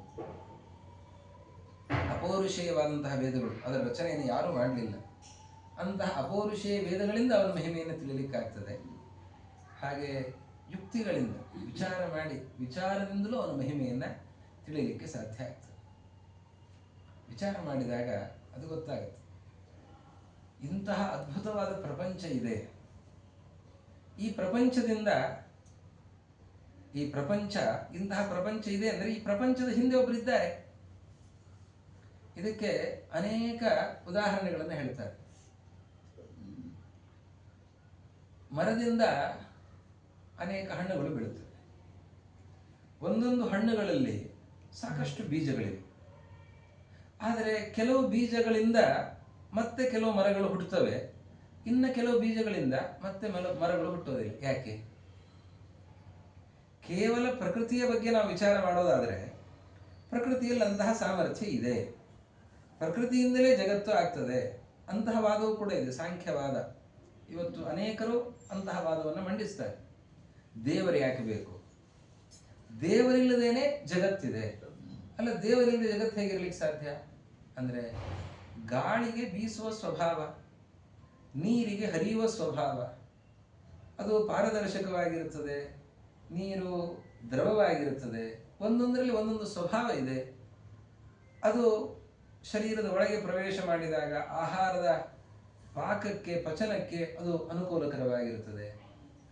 ಘನವಾದಂತಹ ಪದಾರ್ಥಗಳ ಪ್ರಕ್ರಿಯೆ, ದ್ರವ ಪದಾರ್ಥದ ಪ್ರಕ್ರಿಯೆ, ಹೀಗೆ ಎಲ್ಲ ವಸ್ತುಗಳ ಒಂದು ಸ್ವಭಾವ ಏನಿದೆ, ಆ ಸ್ವಭಾವದಿಂದಲೇ ಜಗತ್ತೆಲ್ಲ ನಡೀತಾ ಇದೆ. ಅದಕ್ಕೆ ಒಬ್ಬ ಚೇತನ ಯಾಕೆ ಬೇಕು? ನಾವು ಚೇತನರು, ಜೀವರಿದ್ದೇವೆ ಸರಿ, ಆದರೆ ಪರಮಪುರುಷ ಪರಮಾತ್ಮ ಅಂತ ಕಣ್ಣಿಗೆ ಕಾಣದಂತಹ ಒಬ್ಬ ವ್ಯಕ್ತಿಯನ್ನು ಯಾಕೆ ಒಪ್ಪಿಕೊಳ್ಬೇಕು? ಒಪ್ಪಿಕೊಳ್ಳಿಲ್ಲ ಅಂತಾದರೆ ಈ ವೈಲಕ್ಷಣ್ಯಗಳು ಹೇಗೆ ಸಾಧ್ಯ ಆಗ್ತದೆ? ವೈದ್ಯಕೀಯ ಚಿಕಿತ್ಸೆಯನ್ನು ಮಾಡ್ತಾ ಇರ್ತಾರೆ, ಸ್ವತಃ ವೈದ್ಯರಾಗಿರ್ತಾರೆ, ಸಂತಾನ ಆಗದೇ ಇದ್ದವರಿಗೆ ಸಂತಾನದ ಔಷಧಿಯನ್ನು ಕೊಡುತ್ತಿರ್ತಾರೆ, ಅವರಿಗೆ ಮಕ್ಕಳಿರಲ್ಲ. ಯಾಕಿದು? ಅವರಿಗೆ ಅಜ್ಞಾನವೋ ಅಥವಾ ಅವರಲ್ಲಿ ದೋಷ ಇದೆಯೋ? ಅವ್ರು ಹೇಳ್ತಾರೆ ನಮ್ಮಲ್ಲಿ ಯಾವ ತಪ್ಪುಗಳು ಇಲ್ಲ. ಆ ಉದಾಹರಣೆಯನ್ನ ಕೊಡ್ತಾರೆ. ರೇತೋ ಧಾತುರು ವಟಕಣಿಕ ಘೃತ ಧೂಮಾಧಿವಾಸನ, ಹೀಗೆ ಒಂದೊಂದು ಉದಾಹರಣೆಗಳನ್ನು ನೋಡುವಾಗ ಎಲ್ಲ ಶಕ್ತಿ ಇದೆ, ಆದರೆ ಫಲ ಇಲ್ಲ. ಯಾಕದು? ಹಾಗಾದ್ರೆ ಈ ಎಲ್ಲ ಕಣ್ಣಿಗೆ ಕಾಣದ ಒಂದು ಶಕ್ತಿ ಮತ್ತೊಂದಿದೆ, ಅದನ್ನು ಒಪ್ಪಿಕೊಳ್ಳಲೇಬೇಕು. ಇವತ್ತು ಕಾಣಿಸ್ತಾ ಇದೆ, ಒಬ್ಬ ವ್ಯಕ್ತಿಯಲ್ಲಿ, ಪುರುಷನಲ್ಲಿ ಅಥವಾ ಸ್ತ್ರೀಯಲ್ಲಿ ಏನು ಸಾಮರ್ಥ್ಯ ಇರಬೇಕು, ಎಲ್ಲವೂ ಕೂಡ ಇದೆ, ಆದರೆ ಸಂತಾನ ಇಲ್ಲ. ಯಾಕಿಲ್ಲ? ಹಾಗಾದ್ರೆ ಏನು ಕಾರಣ? ಏನು ಗೊತ್ತಿಲ್ಲ. ಕಣ್ಣಿಗೆ ಕಾಣದ್ದು ಮತ್ತೊಂದಿದೆ, ಅದು ಏನು? ಜನ್ಮಾಂತರದ ಕರ್ಮ ಇದೆ, ಅದರಿಂದ ಹುಟ್ಟಿದ ಪುಣ್ಯ ಪಾಪಗಳಿವೆ, ಮತ್ತೊಂದಿದೆ. ಅದನ್ನೆಲ್ಲವನ್ನು ನಾವು ಅರ್ಥ ಮಾಡಿಕೊಳ್ಳೋದು. ಇದೆಲ್ಲದಕ್ಕೂ ಜಡವಾದಂತಹ ಕರ್ಮ ಅದೇನು ಕೆಲಸ ಮಾಡಲಿಕ್ಕೆ ಸಾಧ್ಯ ಇದೆ? ಆಗೋದಿಲ್ಲ. ಈಗ ತುಪ್ಪವನ್ನು ತಿಂದರೆ ದಷ್ಟಪುಷ್ಟರಾಗ್ತಾರೆ, ಒಳ್ಳೆ ಪುಷ್ಟಿ ಬರುತ್ತದೆ, ಅಥವಾ ಸ್ಥೂಲಕಾಯರಾಗ್ತಾರೆ. ಕೆಲವರು ಚೆನ್ನಾಗಿ ತುಪ್ಪ ತಿಂತಾರೆ, ಆದರೆ ಅವರು ದಪ್ಪ ಆಗಿರೋದೇ ಇಲ್ಲ. ಇನ್ನು ಕೆಲವರು ತುಪ್ಪನೂ ಮುಟ್ಟೋದಿಲ್ಲ, ಎಣ್ಣೆನೂ ಮುಟ್ಟೋದಿಲ್ಲ, ಅದ್ಯಾವ ಪದಾರ್ಥಗಳನ್ನು ಮುಟ್ಟೋದಿಲ್ಲ, ಆದರೆ ಸಣ್ಣ ಆಗಬೇಕು ಅಂತ ಎಷ್ಟು ಪರಿಶ್ರಮ ಪಟ್ಟರು ಸಣ್ಣಗಾಗಲ್ಲ. ಯಾಕಿದು? ಅದರ ಉಲ್ಲೇಖವನ್ನು ಮಾಡ್ತಾರೆ. ಘೃತ ಧೂಮ ಅಧಿವಾಸನಂ ಅಂತ ಅದನ್ನೆಲ್ಲ ಉಲ್ಲೇಖ ಮಾಡ್ತಾ, ಹೀಗೆ ಈ ಜಗತ್ತಿನಲ್ಲಿ ಸ್ವಭಾವ ಇದೆ, ಹೌದು, ಸ್ವಭಾವಕ್ಕೆ ನಿಯಾಮಕನಾಗಿ ಒಬ್ಬ ಬೇಕು, ಆದರೆ ಸ್ವಭಾವದ ವೈಲಕ್ಷಣ್ಯಗಳನ್ನು ಕೂಡ ನಾವು ಅಲ್ಲಲ್ಲಿ ನೋಡ್ತಾ ಇದ್ದೇವೆ, ವೈಪರೀತ್ಯಗಳನ್ನು ಅಲ್ಲಲ್ಲಿ ನೋಡ್ತಾ ಇದ್ದೇವೆ. ಇದರಿಂದ ಗೊತ್ತಾಗತ್ತೆ ಕಣ್ಣಿಗೆ ಕಾಣದ ಶಕ್ತಿ ಒಂದಿದೆ, ಇದನ್ನೆಲ್ಲವನ್ನು ಪ್ರೇರಣೆ ಮಾಡುವಂತಹ ಒಂದು ಕಾಣದ ಶಕ್ತಿ ಒಂದಿದೆ, ಅದು ಪರಮಾತ್ಮ ಅನ್ನೋದನ್ನು ನಾವು ಅರ್ಥ ಮಾಡಿಕೊಳ್ಳಬೇಕು. ಇತರತಶ್ಚ ಅಂದರೆ ಯುಕ್ತಿಯಿಂದಲೂ ವಿಮರ್ಶೆಯಿಂದ ನಾವು ಸಾಕಷ್ಟು ವಿಮರ್ಶೆಯನ್ನು ಮಾಡುವಾಗಲೂ ಗೊತ್ತಾಗತ್ತೆ ದೇವರಿದ್ದಾನೆ ಅಂತ. ದೇವರಿಲ್ಲದೇನೆ ಎಲ್ಲ ಹಾಗೆ ನಡೀತದೆ, ಸಾಧ್ಯವೇ ಇಲ್ಲ. ಜಡವಾದಂತಹ ಈ ಪ್ರಕೃತಿ ಏನು ಮಾಡ್ಲಿಕ್ಕೆ ಸಾಧ್ಯ? ಪ್ರಕೃತಿಗೆ ಒಬ್ಬ ಪುರುಷ ಬೇಕು, ಚೇತನ ಬೇಕು, ಪ್ರೇರಣೆಯನ್ನು ನೀಡುವಂತಹ ಚೇತನ ಬೇಕು. ಪರಮಾಣುಗಳ ಸಂಯೋಗದಿಂದ ಹಾಗೆ ಜಗತ್ತು ಬೆಳೀತಾ ಹೋಗ್ತದೆ. ಪರಮಾಣುಗಳು ಯಾಕೆ ಸೇರಿಕೊಂಡು, ಒಂದು ಪರಮಾಣು ಮತ್ತೊಂದು ಪರಮಾಣುವಿನೊಂದಿಗೆ ಸೇರಿಕೊಂಡು ಅಲ್ಲಿಂದ ಒಂದೊಂದೇ ದ್ವಿಣುಕ ತ್ರಿಣುಕ ಹೀಗೆ ಒಂದೊಂದೇ ಬೆಳೀತಾ ಹೋಗ್ತಾ ಇದೆ. ಹಾಗೆ ಪರಮಾಣುಗಳ ಸಂಯೋಗಕ್ಕೆ, ಅದು ಸೇರಿಕೊಳ್ಳೋದಕ್ಕೆ ಏನು ಕಾರಣ? ಅದಕ್ಕೊಬ್ಬ ವ್ಯಕ್ತಿ ಬೇಕೋ ಬೇಡ? ಸೇರಿಸುವಂಥ ಒಬ್ಬ ವ್ಯಕ್ತಿ ಬೇಕು, ಅದಕ್ಕೆ ಪರಮಾತ್ಮ ಇದ್ದಾನೆ. ಅಂತಹ ಒಬ್ಬ ವ್ಯಕ್ತಿ ಅವನು ಪರಮಾತ್ಮ ಅನ್ನೋದನ್ನ ನಾವು ವಿಚಾರದಿಂದ ತಿಳ್ಕೊಳ್ಳಿಕ್ಕೆ ಸಾಧ್ಯ. ಭಾಗವತ ಮೊದಲಿಗೆ ಹೇಳುತ್ತೆ, ಒಂದು ಕೇಳಿ ಮತ್ತೊಂದು ವಿಚಾರ ಮಾಡಿ. ಮೊದಲು ಜನ್ಮಾದ್ಯಸ್ಯ ಯತಃ ವೇದ ಹೇಳ್ತಾ ಇದೆ, ಅದನ್ನು ಕೇಳಿಸಿಕೊಳ್ಳಿ. ಅದೇನು ಹೇಳ್ತಾ ಇದೆ ಅದನ್ನು ಹಾಗೆ ಕೇಳಿಸಿಕೊಳ್ಳೋದು ಅಲ್ಲ, ಅದನ್ನು ಕೇಳಿದ ಮೇಲೂ ನೀವು ವಿಚಾರವನ್ನು ಮಾಡಿ, ವೇದ ಹೇಳಿದ್ದನ್ನು ವಿಚಾರ ಮಾಡಿ, ಲೋಕವನ್ನೂ ನೋಡಿ ಅದರಿಂದಲೂ ವಿಚಾರವನ್ನು ಮಾಡಿ. ಹಾಗೆ ವಿಚಾರವನ್ನು ಮಾಡಿ ನೀವು ತಿಳ್ಕೊಳ್ಳಿ, ದೇವರನ್ನ ಹಾಗೆ ವಿಚಾರ ಮಾಡಿ ಅರ್ಥ ಮಾಡಿಕೊಳ್ಳಿ ಅನ್ನೋದನ್ನು ಭಾಗವತ ಉಪದೇಶಿಸುತ್ತೆ. ಎಂಥವನು ದೇವರು? ಅವನು ಸರ್ವಜ್ಞನಾಗಿದ್ದಾನೆ, ಎಲ್ಲವನ್ನೂ ತಿಳಿದಿದ್ದಾನೆ. ಅವನಿಗೆ ತಿಳಿಯದೇ ಇರುವಂಥದ್ದೇ ಯಾವುದಿಲ್ಲ. ಅವನ ಜ್ಞಾನ ಹೇಗಿದೆ? ಮಧ್ವಾಚಾರ್ಯರು ಹೇಳ್ತಾರೆ, ಅನಂತ ವೇದಗಳಿವೆ. ವೇದಗಳು ಎಷ್ಟು? ಇಷ್ಟು ಅಷ್ಟು ಅಂತ ಗೊತ್ತೇ ಇಲ್ಲ. ಅನಂತ ವೇದಗಳು. ಇವತ್ತು ಮಧ್ವಾಚಾರ್ಯರು ವೇದವ್ಯಾಸ ದೇವರ ಹತ್ರ ಓದ್ತಾ ಇದ್ದಾರೆ, ವೇದಾಧ್ಯಯನ ಮಾಡ್ತಾ ಇದ್ದಾರೆ. ಅಷ್ಟು ವೇದಗಳಿವೆ, ಅನಂತ ವೇದಗಳಿವೆ. ಪರಮಾತ್ಮ ಆ ಎಲ್ಲ ವೇದಗಳನ್ನು ತಿಳ್ಕೊಂಡಿದ್ದಾನ ಅಂದರೆ ಪರಮಾತ್ಮನ ಜ್ಞಾನ ಅದು ಅನಂತವಾಗಿರುವ ಅವ್ಯಾಕೃತ ಆಕಾಶದಂತೆ ಇದೆ. ಆಕಾಶಕ್ಕೆಲ್ಲಾದರೂ ಕೊನೆ ಅಂತಿದೆಯಾ? ಇಲ್ಲ. ಅದು ಒಳಗೂ ಇದೆ, ಹೊರಗೂ ಇದೆ, ಅನಂತವಾಗಿದೆ ಆಕಾಶ. ಆ ಆಕಾಶದಲ್ಲಿ ಒಂದು ಪರಮಾಣು ಎಷ್ಟು ಸೂಕ್ಷ್ಮವೋ ಅಷ್ಟು ಸೂಕ್ಷ್ಮ ಅನಂತ ವೇದಗಳ ಜ್ಞಾನ ಅಂತ. ಅಂದರೆ ಅವನ ಜ್ಞಾನದ ಮುಂದೆ ಅನಂತ ವೇದಗಳು ಅಷ್ಟು ಚಿಕ್ಕದಾಗಿವೆ. ಅನಂತ ವೇದಗಳ ಜ್ಞಾನ ಪ್ರಾಪ್ನೋತಿ ಪರಮಾಣುತಾಂ ಮಜ್ಞಾನಾವ್ಯಾಕೃತ ಆಕಾಶೆ ಪ್ರಾಪ್ನೋತಿ ಪರಮಾಣುತಾಂ. ಪರಮಾತ್ಮನ ಜ್ಞಾನ ಅದು ಆಕಾಶದಷ್ಟು ಹಿರಿದಾದದ್ದು. ಅದರ ಮುಂದೆ ಈ ಇಡೀ ವೇದಗಳ ಜ್ಞಾನ ಅದು ಒಂದು ಪರಮಾಣು ಅಂತ. ಅಂತಹ ಜ್ಞಾನ ಪರಮಾತ್ಮ ಅಂತ. ಅಂತಹ ಸರ್ವಜ್ಞಾನ, ಎಲ್ಲ ಗೊತ್ತಿದೆ. ಆದದ್ದು, ಆಗ್ತಾ ಇರೋದು, ಆಗೋದು, ಪ್ರತಿಯೊಂದನ್ನೂ ಕೂಡ ತಿಳಿದಿರುವಂಥವನು. ಅವನು ತಿಳಿದಿದ್ದಾನೆ. ಹೌದು, ಕೆಲವರೆಲ್ಲ ತಿಳಿದಿರ್ತಾರೆ. ಆದರೆ ತಿಳಿದವರು ಏನು ಮಾಡಲಿಕ್ಕಾಗಲ್ಲ. ಅವರನ್ನು ಆಟ ಆಡಿಸೋರು ಬೇರೆ ಇರ್ತಾರೆ. ಬೇರೆಯವರು ಅವರನ್ನ ಕೆಲಸಕ್ಕೆ ಇಟ್ಟುಕೊಂಡು ಅವರು ಆಟ ಆಡಿಸ್ತಾ ಇರ್ತಾರೆ. ಯಜಮಾನನಾದವನು ಅವನು ತನ್ನ ಹತ್ತಿರ ಅಂತಹ ತಿಳಿದವರನ್ನ ಇಟ್ಟುಕೊಂಡು ಅವನು ಆಟ ಆಡ್ತಾ ಇರ್ತಾನೆ. ಹಾಗೆ ಇವನೆಲ್ಲ ತಿಳ್ಕೊಂಡಿದ್ದಾನೆ. ಇವನನ್ನು ಆಟ ಆಡಿಸೋರು ಯಾರು ಅಂತಂದ್ರೆ ಇವನು ಆಟ ಆಡಿಸ್ತಾನೆ ಹೊರತು ಇವನ್ನ ಆಟ ಆಡಿಸೋರು ಯಾರೂ ಇಲ್ಲ. ಅವನು ಅವನು ಸ್ವತಂತ್ರ. ಅವನಿಗೆ ನಿಯಾಮಕರಾದವರು ಯಾರಿಲ್ಲ. ಅವನು ಸ್ವಾಧೀನ. ಅವನಿಗೆ ಪ್ರೇರಕರಾದಂಥವ್ರು ಯಾರಿಲ್ಲ. ಇಂಥವನು ತಿಳಿದಿದ್ದಾನೆ, ಎಲ್ಲ ಗೊತ್ತಿದೆ, ಆದ್ರೆ ಯಾರಿಗೂ ಹೇಳೋದಿಲ್ಲ. ಕೆಲವರು ಹಾಗಿರುತ್ತಾರೆ, ಎಲ್ಲ ಗೊತ್ತಿರುತ್ತೆ ಆದ್ರೆ ಯಾರಿಗೂ ಹೇಳೋದಿಲ್ಲ. ಇವನು ಹಾಗಲ್ಲ. ಇವನು ದಿವ್ಯ ಜ್ಞಾನದ ಉಪದೇಶವನ್ನು ಮಾಡುತ್ತಾನೆ. ಯಾರಿಗೆ? ಬ್ರಹ್ಮದೇವರಿಗೆ ಮಾಡಿದ್ದಾನೆ, ವಾಯುದೇವರಿಗೆ ಮಾಡಿದ್ದಾನೆ. ಪ್ರೀತಿಯಿಂದ ತೇನೇ ಬ್ರಹ್ಮ ಹೃದಯ ಆದಿಕವಯೇ. ಆದಿಕವಿ ಅಂದರೆ ಚತುರ್ಮುಖ ಬ್ರಹ್ಮದೇವರು. ಅವರಿಗೆ ಪ್ರೀತಿಯಿಂದ ಉಪದೇಶವನ್ನು ಮಾಡಿದ್ದಾನೆ ಪರಮಾತ್ಮ. ಈ ಪರಮಾತ್ಮನನ್ನು ತಿಳಿಯೋದಕ್ಕೆ ಎಲ್ಲರೂ ಮೋಹಗೊಳ್ಳುತ್ತಾರೆ, ಅರ್ಥ ಆಗೋದಿಲ್ಲ. ಯಶೋದೆ ಇವನು ನನ್ನ ಮಗನಲ್ಲ, ಇವನು ದೇವರು ಅಂತ ತಿಳ್ಕೊಂಡು ಮರುಕ್ಷಣದಲ್ಲೇ ಕೃಷ್ಣನ ಮಂದಹಾಸವನ್ನು ನೋಡಿ ಮೋಹಿತಳಾಗಿ ಬಿಡುತ್ತಾಳೆ. ನನ್ನ ಮಗು ಅಂತ ಮುದ್ದು ಮಾಡ್ತಾ ಇದ್ದಾಳೆ. ಹಾಗೆ ಎಲ್ಲರೂ ಕೂಡ ಮೋಹಗೊಳ್ಳುತ್ತಾರೆ ಅವನ ಬಗ್ಗೆ. ಅಂಥವನು ಜಗತ್ತಿನ ಸೃಷ್ಟಿಯನ್ನು ಮಾಡ್ತಾನೆ ಅಂತಂದ್ರೆ ಹೇಗೆ ಸೃಷ್ಟಿಯನ್ನು ಮಾಡ್ತಾನೆ? 3 ರೀತಿಯ ಸೃಷ್ಟಿ ಇದೆ. ಒಂದು ಈಶ್ವರ ಸೃಷ್ಟಿ, ಒಂದು ಜೀವ ಸೃಷ್ಟಿ, ಮತ್ತೊಂದು ಜಡ ಸೃಷ್ಟಿ ಅಂತ 3 ಸೃಷ್ಟಿಗಳು. ಈಶ್ವರ ಸೃಷ್ಟಿ ಅಂದರೆ ಪರಮಾತ್ಮನ ಸೃಷ್ಟಿ. ಪರಮಾತ್ಮನ ಸೃಷ್ಟಿ ಅಂತಂದ್ರೆ ಏನು ಅಂದರೆ ದೀಪಾಂತರಂ ಯಥಾ. ಒಂದು ದೀಪ ಹಚ್ಚಿದೆ, ಇನ್ನೊಂದು ದೀಪ ಹಚ್ಚಬೇಕು. ಈ ಇದರಿಂದ ಅದನ್ನು ಹಚ್ತೇವೆ. ಹಚ್ಚಿದಾಗ ಈ ದೀಪ ಏನಾದರೂ ಕಡಿಮೆ ಆಗ್ತದ? ಆಗೋದಿಲ್ಲ. ಈ ದೀಪ ಏನು ಕಮ್ಮಿ ಆಗಿರುತ್ತದ? ಆಗಿರೋದಿಲ್ಲ. ಅದು ಕೂಡ ಪೂರ್ಣ ಆಗಿರುತ್ತದೆ, ಇದು ಪೂರ್ಣ ಆಗಿರುತ್ತದೆ. ಹಾಗೆ ಪರಮಾತ್ಮ ತನ್ನ ಒಂದು ರೂಪದಿಂದ ಮತ್ತೊಂದು ರೂಪವನ್ನು ತೆಗಿತಾನೆ. ನಾರಾಯಣ ಇದ್ದಾನೆ, ಅದರಿಂದ ವಾಸುದೇವ ಹೊರಬರುತ್ತಾನೆ, ಸಂಕರ್ಷಣ ಬರುತ್ತಾನೆ. ನಾರಾಯಣನೂ ಪೂರ್ಣನೇ ಆಗಿದ್ದಾನೆ, ವಾಸುದೇವನೂ ಪೂರ್ಣನೇ ಆಗಿದ್ದಾನೆ, ಸಂಕರ್ಷಣನೂ ಪೂರ್ಣನೇ ಆಗಿದ್ದಾನೆ. ಹೀಗೆ ಅವನ ಎಲ್ಲ ರೂಪಗಳು ಕೂಡ ಪೂರ್ಣಮದಃ ಪೂರ್ಣಮಿದಂ. ದೀಪದಿಂದ ದೀಪ ಬೆಳಗಿದಂತೆ ಪರಮಾತ್ಮನ ಒಂದು ರೂಪದಿಂದ ಹಲವು ರೂಪಗಳ ಆವಿರ್ಭಾವ ಆಗ್ತದೆ. ಎಲ್ಲವೂ ಪೂರ್ಣ, ಅದರಲ್ಲಿ ಯಾವುದರಲ್ಲಿ ಕೊರತೆ. ಜೀವನ ಸೃಷ್ಟಿ ಹೇಗೆ? ಸೂರ್ಯ ಮೇಲಿದ್ದಾನೆ, ಕೆಳಗಡೆ ಒಂದು ಸರೋವರ ಇದೆ. ಆ ಸರೋವರದಲ್ಲಿ ಸೂರ್ಯನ ಪ್ರತಿಬಿಂಬ ಮೂಡುತ್ತದೆ. ಹಾಗೆ ಆ ಪರಮಾತ್ಮನ ಪ್ರತಿಬಿಂಬರಾಗಿ ಜೀವರಿದ್ದಾರೆ. ಜೀವರು ಅಂತಂದ್ರೆ ಪರಮಾತ್ಮನ ಪ್ರತಿಬಿಂಬ. ಅವರಿಗೆ ಒಂದು ಶರೀರವನ್ನು ಕೊಡ್ತಾನೆ. ಒಳಗೆ ಪರಮಾತ್ಮ ಅವನು ಏನು ಮಾಡುತ್ತಾನೆ? ತಾನು ವ್ಯಾಪಾರಗಳನ್ನು ಮಾಡ್ತಾ ಇದ್ದಾನೆ. ಇವತ್ತು ನಾನು ಹೇಳ್ತಾ ಇದ್ದೇನೆ ಅಂತಂದ್ರೆ ಒಳಗೆ ನಿಂತು ಪರಮಾತ್ಮ ಹೇಳುವ ಕ್ರಿಯೆಯನ್ನು ಮಾಡ್ತಾ ಇದ್ದಾನೆ. ಅವನು ಬಿಂಬನಾಗಿ ಅವನು ಹೇಳ್ತಾ ಇದ್ದಾನೆ. ಇಲ್ಲೆಲ್ಲ ಆ ಪರಮಾತ್ಮನೇ ಬೇರೆ ಬೇರೆ ಬೇರೆ ಬೇರೆ ರೂಪಗಳಿಂದ ಒಳಗಿದ್ದಾನೆ. ಅಲ್ಲಿ ಒಳಗಿದ್ದು ಅವನು ಕೇಳ್ತಾನೆ. ಕೇಳಿ ಕೇಳಿಸುವಂತೆ ಮಾಡ್ತಾನೆ. ಹೇಗೆ ಆ ಸೂರ್ಯ ಹೀಗೆ ಸಂಚಾರ ಮಾಡ್ತಾ ಇದ್ದಂತೆ ಪ್ರತಿಬಿಂಬದ ಸಂಚಾರವೂ ಕೂಡ ಇರುತ್ತದೆ. ಅದರಂತೆ ಆ ಪರಮಾತ್ಮನಿಂದಾಗಿ ಈ ಜೀವರ ವ್ಯಾಪಾರಗಳೆಲ್ಲವೂ ಕೂಡ ಬಿಂಬ ಕ್ರಿಯೆಯ ಕ್ರಿಯಾವಾನ್, ಬಿಂಬನ ವ್ಯಾಪಾರದಿಂದ ಪ್ರತಿಬಿಂಬದ ವ್ಯಾಪಾರ.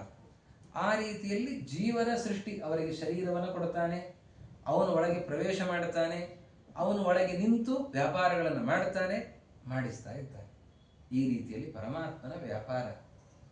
ಅದಾದ ಮೇಲೆ ಜಡ ಸೃಷ್ಟಿ. ಜಡ ಸೃಷ್ಟಿ ಹೇಗೆ ಅಂತಂದ್ರೆ ಮೃದಾಂ ಯಥಾ ವಿನಿಮಯ, ಮಣ್ಣಿನಿಂದ ಮಡಿಕೆಯನ್ನ ಮಾಡುತ್ತೇವೆ. ಅಂದರೆ ಮಣ್ಣು ಮಡಿಕೆಯಾಗಿ ಪರಿಣಾಮವನ್ನು ಹೊಂದುತ್ತದೆ. ಹಾಗೆ ಒಂದೊಂದು ದ್ರವ್ಯದಿಂದ ಮತ್ತೊಂದರ ಪರಿಣಾಮ ಅದು ಆಗ್ತದೆ. ಈ ರೀತಿಯಲ್ಲಿ ಜಡ ಸೃಷ್ಟಿ ಅಂತ, ಜಡ ಸೃಷ್ಟಿ, ಜೀವ ಸೃಷ್ಟಿ, ಈಶ್ವರ ಸೃಷ್ಟಿ, ಈ ಎಲ್ಲ ಸೃಷ್ಟಿಗಳನ್ನು ಮಾಡ್ತಾ ಇರುವಂಥವನು ಅವನು. ಇಷ್ಟೆಲ್ಲ ಸೃಷ್ಟಿ ಮಾಡ್ತಾನೆ. ಏನದರಿಂದ ಅವನಿಗೆ ಉಪಕಾರ ಅಂತಂದ್ರೆ ಅವನಿಗೆ ಯಾವ ಉಪಕಾರವೂ ಕೂಡ ಇಲ್ಲ. ಅವನು ಇದರಿಂದ ಯಾವ ಲಾಭವನ್ನು ಅವನು ಪಡಿಬೇಕಾಗಿಲ್ಲ. ಅಂಥವನು ಪರಮಾತ್ಮ.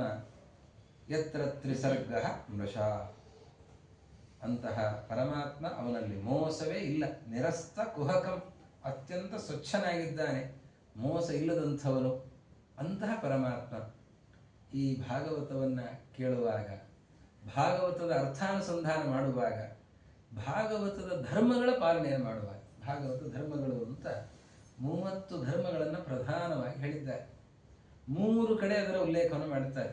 ಒಂದು 3ನೇ ಸ್ಕಂಧ, ಮತ್ತೊಂದು 7ನೇ ಸ್ಕಂಧ, ಮತ್ತೊಂದು 11ನೇ ಸ್ಕಂಧ. 3 ಕಡೆಗಳಲ್ಲಿ ಆ ಧರ್ಮಗಳ ಉಪದೇಶವನ್ನು ಮಾಡುತ್ತಾರೆ. ಇದನ್ನು ಪಾಲನೆ ಮಾಡಿದರೆ ಪರಮಾತ್ಮ ಸಿಗ್ತಾನೆ. ಅದನ್ನು ಹೇಗೆ ಮಾಡಬೇಕು? ಕುಹಕ ಇರಬಾರ್ದು, ಮೋಸ ಇರಬಾರ್ದು. ನಮ್ಮಲ್ಲಿ ವಂಚನೆ, ನಾವು ವಂಚನೆಯನ್ನು, ಆತ್ಮವಂಚನೆಯನ್ನು ಮಾಡ್ತಾ ಇರ್ತೇವೆ. ಇನ್ನೊಬ್ಬರಿಗೆ ಮೋಸ ಮಾಡುತ್ತೇವೆ ಅಂತ ನಾವು ಮೋಸ ಮಾಡ್ಕೊಳ್ತಾ ಇರ್ತೇವೆ. ಹಾಗೆ ಮೋಸ ಇಲ್ಲದಂತೆ ಧರ್ಮದ ಪಾಲನೆಯನ್ನು ಮಾಡಬೇಕು. ಪರಮಾತ್ಮ, ಅವನಲ್ಲಿ ಯಾವ ಮೋಸವೂ ಕೂಡ ಇಲ್ಲ, ಅವನಲ್ಲಿ ಕಪಟವೇ ಇಲ್ಲ. ಅಂಥವನು ಅಸಮರ್ಥನಾದ ವ್ಯಕ್ತಿ ಮೋಸ ಮಾಡಬೇಕು, ಸಿಟ್ಟು ಮಾಡಿಕೊಳ್ಳಬೇಕು, ಎಲ್ಲ ಆಸೆ ಪಡಬೇಕು, ಇದೆಲ್ಲ ಅಸಮರ್ಥನಾದವನಿಗೆ. ಅವನು ಸರ್ವತಂತ್ರ ಸ್ವತಂತ್ರ, ಅವನಿಗೆ ಯಾಕೆ ಸಿಟ್ಟು ಬರಬೇಕು? ಅವನು ಬಯಸಿದಂತೆ ಎಲ್ಲವನ್ನು ಮಾಡಬಲ್ಲ. ಹೀಗಾಗಿ ಅವನು ಯಾಕೆ ಮೋಸ ಮಾಡಬೇಕು? ಅವನಲ್ಲಿ ಅಂತಹ ಯಾವ ದೋಷವೂ ಕೂಡ ಇಲ್ಲ. ಅಂತಹ ಜ್ಞಾನಾನಂದಾತ್ಮಕನಾಗಿರುವ ಸತ್ಯಂ ಪರಂ ಸರ್ವೋತ್ತಮನಾಗಿರುವ ದೇವರ ಧ್ಯಾನವನ್ನು ನಾವೆಲ್ಲರೂ ಕೂಡ ಮಾಡೋಣ ಅಂತ ಆರಂಭ ಆಗ್ತದೆ. ಧರ್ಮ ಪ್ರೋಜ್ಜಿತ ಕೈದವೋತ್ರ ಪರಮಃ ನಿರ್ಮತ್ಸರಾಣಂ ಸತಾಂ ವೇದ್ಯಂ ವಾಸ್ತವಮತ್ರ ವಸ್ತು ಶಿವದಂ ತಾಪತ್ರಯೋನ್ಮೂಲನಂ. ಶ್ರೀಮದ್ಭಾಗವತೆ ಮಹಾಮುನಿಕೃತೆ ಕಿಂ ವಾ ಪರೈರೀಶ್ವರಃ ಸದ್ಯೋ ಹೃದ್ಯವರುಧ್ಯತೆತ್ರ ಕೃತಿಭಿಃ ಶುಶ್ರೂಷುಭಿಸ್ತತ್ಕ್ಷಣಾತ್. ಇದರಲ್ಲಿ ಧರ್ಮದ ನಿರೂಪಣೆ, ಪರಮಾತ್ಮನ ನಿರೂಪಣೆಯನ್ನ ಭಾಗವತ ಬಹಳ ಸುಂದರವಾಗಿ ಮಾಡ್ತಾ ಇದೆ. ಮೋಸ ಇಲ್ಲದಂತಹ, ಹಾಗೆ ಮಾತ್ಸರ್ಯ ಇಲ್ಲದಂತಹ ಸಜ್ಜನರಿಗೆ ಇಂತಹ ಧರ್ಮ ಅದು ಅರ್ಥ ಆಗ್ತದೆ, ಅದರ ಪಾಲನೆಯನ್ನು ಮಾಡಲಿಕ್ಕಾಗ್ತದೆ. ಸಜ್ಜನರು ಅಂತಂದರೆ ಅವರಲ್ಲಿ ಮಾತ್ಸರ್ಯ ಇರೋದಿಲ್ಲಲ್ಲ. ಸಜ್ಜನರಲ್ಲಿಯೂ ಮಾತ್ಸರ್ಯ ಇರ್ತದ ಅಂತ ಕೇಳಿದರೆ ಕೆಲವೊಮ್ಮೆ ಸಜ್ಜನರಲ್ಲಿಯೂ ಮಾತ್ಸರ್ಯ ಇರ್ತದೆ. ಮಾತ್ಸರ್ಯ ಇದೆ ಅಂತಂದು ಮಾತ್ರಕ್ಕೆ ದುರ್ಜನರು ಅಂತಲ್ಲ, ಸಜ್ಜನರೇ, ಸಜ್ಜನರಾಗಿದ್ದಾರೆ. ಆದರೆ ಮಾತ್ಸರ್ಯಾದಿ ದೋಷಗಳಿವೆ. ಅರ್ಜುನ ಎಲ್ಲ ಪಾಂಡವರು ಎಲ್ಲರೂ ಕೂಡ ಹೋಗ್ತಾ ಇರುವಾಗ ಏಕಲವ್ಯನ ಚಾಣಾಕ್ಷತನವನ್ನು ನೋಡಿ ಅನ್ನಿಸ್ತು ಅರ್ಜುನನಿಗೆ, ನನಗೂ ಇಲ್ಲದೆ ಇರುವಂತಹ ವಿದ್ಯೆ ಏಕಲವ್ಯನಿಗಿದೆ ಅಲ್ವಾ ಅಂತ. ಏಕಲವ್ಯ ಬಾಣ ಪ್ರಯೋಗ ಮಾಡಿದ್ದಾನೆ. ನಾಯಿಯ ಬಾಯಿಯೊಳಗೆ ಬಾಣ ಪ್ರಯೋಗ. ಹೇಗೆ ಬಾಣ ಪ್ರಯೋಗ ಮಾಡಿದ್ದಾನೆ? 7 ಬಾಣಗಳನ್ನು ಬಿಟ್ಟಿದ್ದಾನೆ. 7 ಬಾಣಗಳನ್ನು ಬಿಟ್ಟಿದ್ದಕ್ಕೆ ಬಾಯಿ ಮುಚ್ಚಿದೆ. ಅಂದರೆ ಬಾಯಿ, ತೆರೆದ ಬಾಯಿ ಅದು ಪೂರ್ತಿ ತುಂಬಿ ಹೋಗಿದೆ. ಹಾಗೆ ಅಂತ ಒಂದು ಬಾಣವೂ ಕೂಡ ಅದರ ಗಂಟಲು ಭಾಗಕ್ಕೆ ತಾಗಿ ರಕ್ತ ಬಂದಿಲ್ಲ, ಗಂಟಲು ಭಾಗಕ್ಕೆ ತಾಗಲಿಲ್ಲ. 7 ಬಾಣಗಳು ಒಳಗೆ ಹೋಗಿವೆ, ಹೀಗೆ ಹೋಗಿವೆ ಹೊರತು ಅದು ಒಳಗೆ ಹೋಗಿ ಗಂಟಲಿಗೆ ತಾಗಲಿಲ್ಲ. ಅದು 7 ಬಾಣಗಳು ಬಾಯಿಯೊಳಗೆ ಹೋಗಿ ಸೇರ್ಕೊಂಡಿವೆ, ಅದು ತಾಗಲಿಲ್ಲ. ಒಂದು ಹನಿ ರಕ್ತ ಬಂದಿಲ್ಲ, ಅದಕ್ಕೆ ಬಾಯಿ ತೆಗೆದು ಶಬ್ದ ಮಾಡ್ಲಿಕ್ಕೆ ಆಗ್ತಾ ಇಲ್ಲ. ಆಶ್ಚರ್ಯ ಆಯಿತು, ನನಗೂ ಇಲ್ಲದೆ ಇರುವಂತಹ ವಿದ್ಯೆ ಅವನಿಗಿದೆಯಲ್ಲ. ಅರ್ಜುನನಿಗಿದ್ದಂತಹ ವಿದ್ಯೆ ಅದು ಅದ್ಭುತವಾದದ್ದು. ಅದಕ್ಕಿಂತ ಆಶ್ಚರ್ಯ, ಅವನಿಗೆ ಹೊಟ್ಟೆಗೆ ಹೆಚ್ಚಾಯಿತು. ನನಗಿಂತ ಅವನಿಗೆ ಹೆಚ್ಚಿದಿಲ್ಲ. ಗುರುಗಳ ಹತ್ರ ಕೇಳ್ತಾನೆ, ನನಗಿಂತ ಅವನಿಗೆ ಹೆಚ್ಚಿದೆ, ನಿನ್ನನ್ನು ಮಾಡ್ತೇನೆ ಬಿಡು, ಹೆದರಬೇಡ, ಅವನು ಇದ್ದಾನೆ, ಜೋರಿದ್ದಾನೆ, ಆಯ್ತು ಅವನಿಗೆ ನಿನಗಿಂತ ಕಮ್ಮಿ ಮಾಡ್ತೇನೆ ಅಂತ. ಅದು ಗುಣನೋ ದೋಷನೋ ಬೇರೆ ವಿಷಯ. ಏಕಲವ್ಯನ ವಿಷಯದಲ್ಲಿ ತುಂಬ ಜನರಿಗೆ ಸಂದೇಹ ಇದೆ. ಏಕಲವ್ಯ ಮೋಸವನ್ನ ಮಾಡಿ ಅವನ ಕೈ ಬೆರಳನ್ನ ತೆಗೆದು, ಅವನು ದ್ರೋಣಾಚಾರ್ಯರಲ್ಲಿ ಭಕ್ತಿಯನ್ನು ಮಾಡಿ ಅವನು ವಿದ್ಯೆಯನ್ನು ಪಡ್ಕೊಂಡ. ದ್ರೋಣಾಚಾರ್ಯ ಹೇಳಿಕೊಡ್ಲಿಲ್ಲ. ಹೇಳಿಕೊಡದೇ ಇದ್ರೂ ಕೂಡ ದ್ರೋಣಾಚಾರ್ಯ ಪ್ರತಿಮೆಯನ್ನು ಮಾಡಿ ಅದನ್ನೇ ಎದುರಿನಲ್ಲಿ ಇಟ್ಟುಕೊಂಡು ಅಷ್ಟೆಲ್ಲ ಅಭ್ಯಾಸ ಮಾಡಿ ವಿದ್ಯೆಯನ್ನು ಪಡ್ಕೊಂಡ. ಅವನು ಹಾಗೆ ವಿದ್ಯೆಯನ್ನು ಪಡ್ಕೊಂಡವನನ್ನೂ ಕೂಡ ತಿರಸ್ಕಾರ ಮಾಡಿ ಅವನ ಹೆಬ್ಬೆರಳನ್ನೇ ತೆಗೆದು ಇನ್ನೂ ಕೂಡ ಅವನಿಗೆ ಮೋಸ ಮಾಡಿದ್ದಲ್ವ, ಗುರುದಕ್ಷಿಣೆ ಅಂತ ಹೇಳಿ ಬೆರಳನ್ನೇ ತೆಗೆದು ಮೋಸ ಮಾಡಿದ್ದಲ್ವ ಅಂತಂದ್ರೆ, ಅದಕ್ಕೆ ನಮ್ಮಲ್ಲಿ ಏನು ಸಮಸ್ಯೆ ಆಗುತ್ತೆ ಅಂತಂದ್ರೆ, ಎಲ್ಲೋ ಸ್ವಲ್ಪ ಸ್ವಲ್ಪ ಓದಿಬಿಡೋ, ಸ್ವಲ್ಪ ಸ್ವಲ್ಪ ಕೇಳಿಬಿಡೋದು ಸಮಸ್ಯೆ ಆಗುತ್ತೆ. ಸ್ವಲ್ಪನೇ ಕೇಳಿಬಿಡೋರು, ಇದು ಸಮಸ್ಯೆ. ಏಕಲವ್ಯ ಹೌದು, ಅಂತಹ ವಿದ್ಯಾವಂತ ಹೌದು, ಆದರೆ ಏಕಲವ್ಯ ಅವನ ಬೆರಳನ್ನ ಯಾಕೆ ತೆಗೆದ್ರು ದ್ರೋಣಾಚಾರ್ಯರು? ಅರ್ಜುನನನ್ನ ಅವನಿಗಿಂತ ದೊಡ್ಡವನು ಮಾಡಬೇಕು ಮತ್ತೊಂದು ಅಂತನ್ನೋದಕ್ಕಿಂತಲೂ ಕೂಡ ಮುಖ್ಯವಾದ ಕಾರಣ ಏನು ಅಂತಂದ್ರೆ, ಏಕಲವ್ಯ ಅವನು ದುಷ್ಟ, ಅಯೋಗ್ಯ, ಅವನು ಪೈಶಾಚ ವಿದ್ಯೆಗಳನ್ನೆಲ್ಲ ಪಡೆದಿದ್ದ. ಅವನು ದ್ರೋಣಾಚಾರ್ಯರ ಹತ್ರ ಅಸ್ತ್ರಶಸ್ತ್ರ ಪಡಿಬೇಕು ಅಂತ ಬಂದ, ಇವ್ರು ಆಗಲ್ಲ ಅಂತ ಹೇಳಿದ್ರು, ಪ್ರತಿಮೆಯನ್ನು ಮಾಡಿಕೊಂಡು ಕಲ್ತ. ಅಷ್ಟು ಮಾತ್ರ ಅಲ್ಲದೆ ಅನೇಕ ಪಿಶಾಚಿ ವಿದ್ಯೆಗಳನ್ನು ಕೂಡ ಕಲ್ತಿದ್ದ. ವಶೀಕರಣ ಮತ್ತೊಂದು ಅಂಥದ್ದೆಲ್ಲವೂ ಕೂಡ ಬೇಕಾದಷ್ಟು ಅವನಿಗಿತ್ತು. ಇರ್ಲಿ ಬಿಡಿ ಅಂತಂದ್ರೆ ಹಾಗಲ್ಲ, ಅವನು ದುಷ್ಟ. ಅವನು ಜರಾಸಂಧನಿಗೆ ಬೆನ್ನೆಲುಬಾಗಿ ನಿಲ್ತಾನೆ. ದುಷ್ಟರಾದವರಿಗೆ ಇವತ್ತು ಇಂಜಿನಿಯರಿಂಗ್ ಶಿಕ್ಷಣ ಅಂತ ಹೇಳಿ ಎಲ್ಲರಿಗೂ ಕೂಡ ಕೊಟ್ಟು ಏನಾಗುತ್ತೆ, ಉಗ್ರಗಾಮಿಗಳು ಕೂಡ ಇಂಜಿನಿಯರಿಂಗ್ ಶಿಕ್ಷಣ ಪಡೆದು ಅವರು ಏನು ಮಾಡ್ತಾರೆ, ರಾಷ್ಟ್ರಘಾತಕವಾದ ಕೆಲಸವನ್ನು ಮಾಡ್ತಾರೋ ಇಲ್ಲೋ.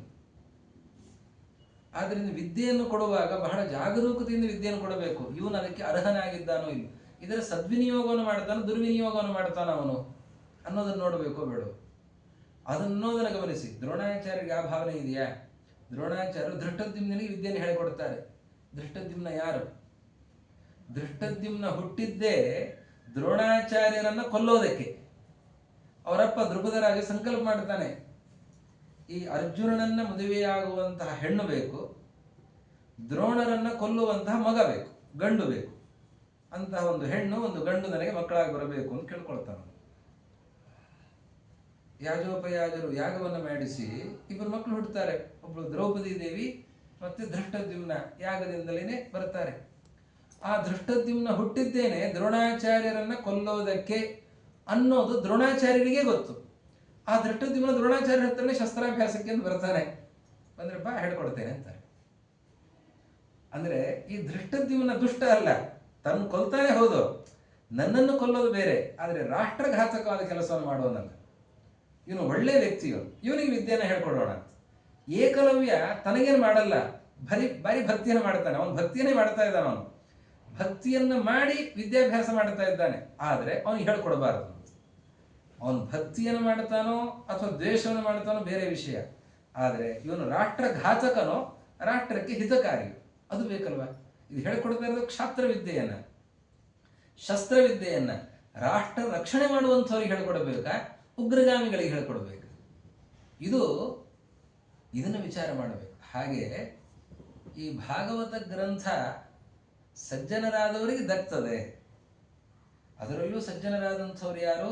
ನಿರ್ಮತ್ಸರ, ಹೃದಯದಲ್ಲಿ ಕಲ್ಮಶ ಇರಬಾರ್ದು, ಯಾವ ಮಾತ್ಸರಿಯಾದಿ ದೋಷಗಳು ಕೂಡ ಇರಬಾರ್ದು.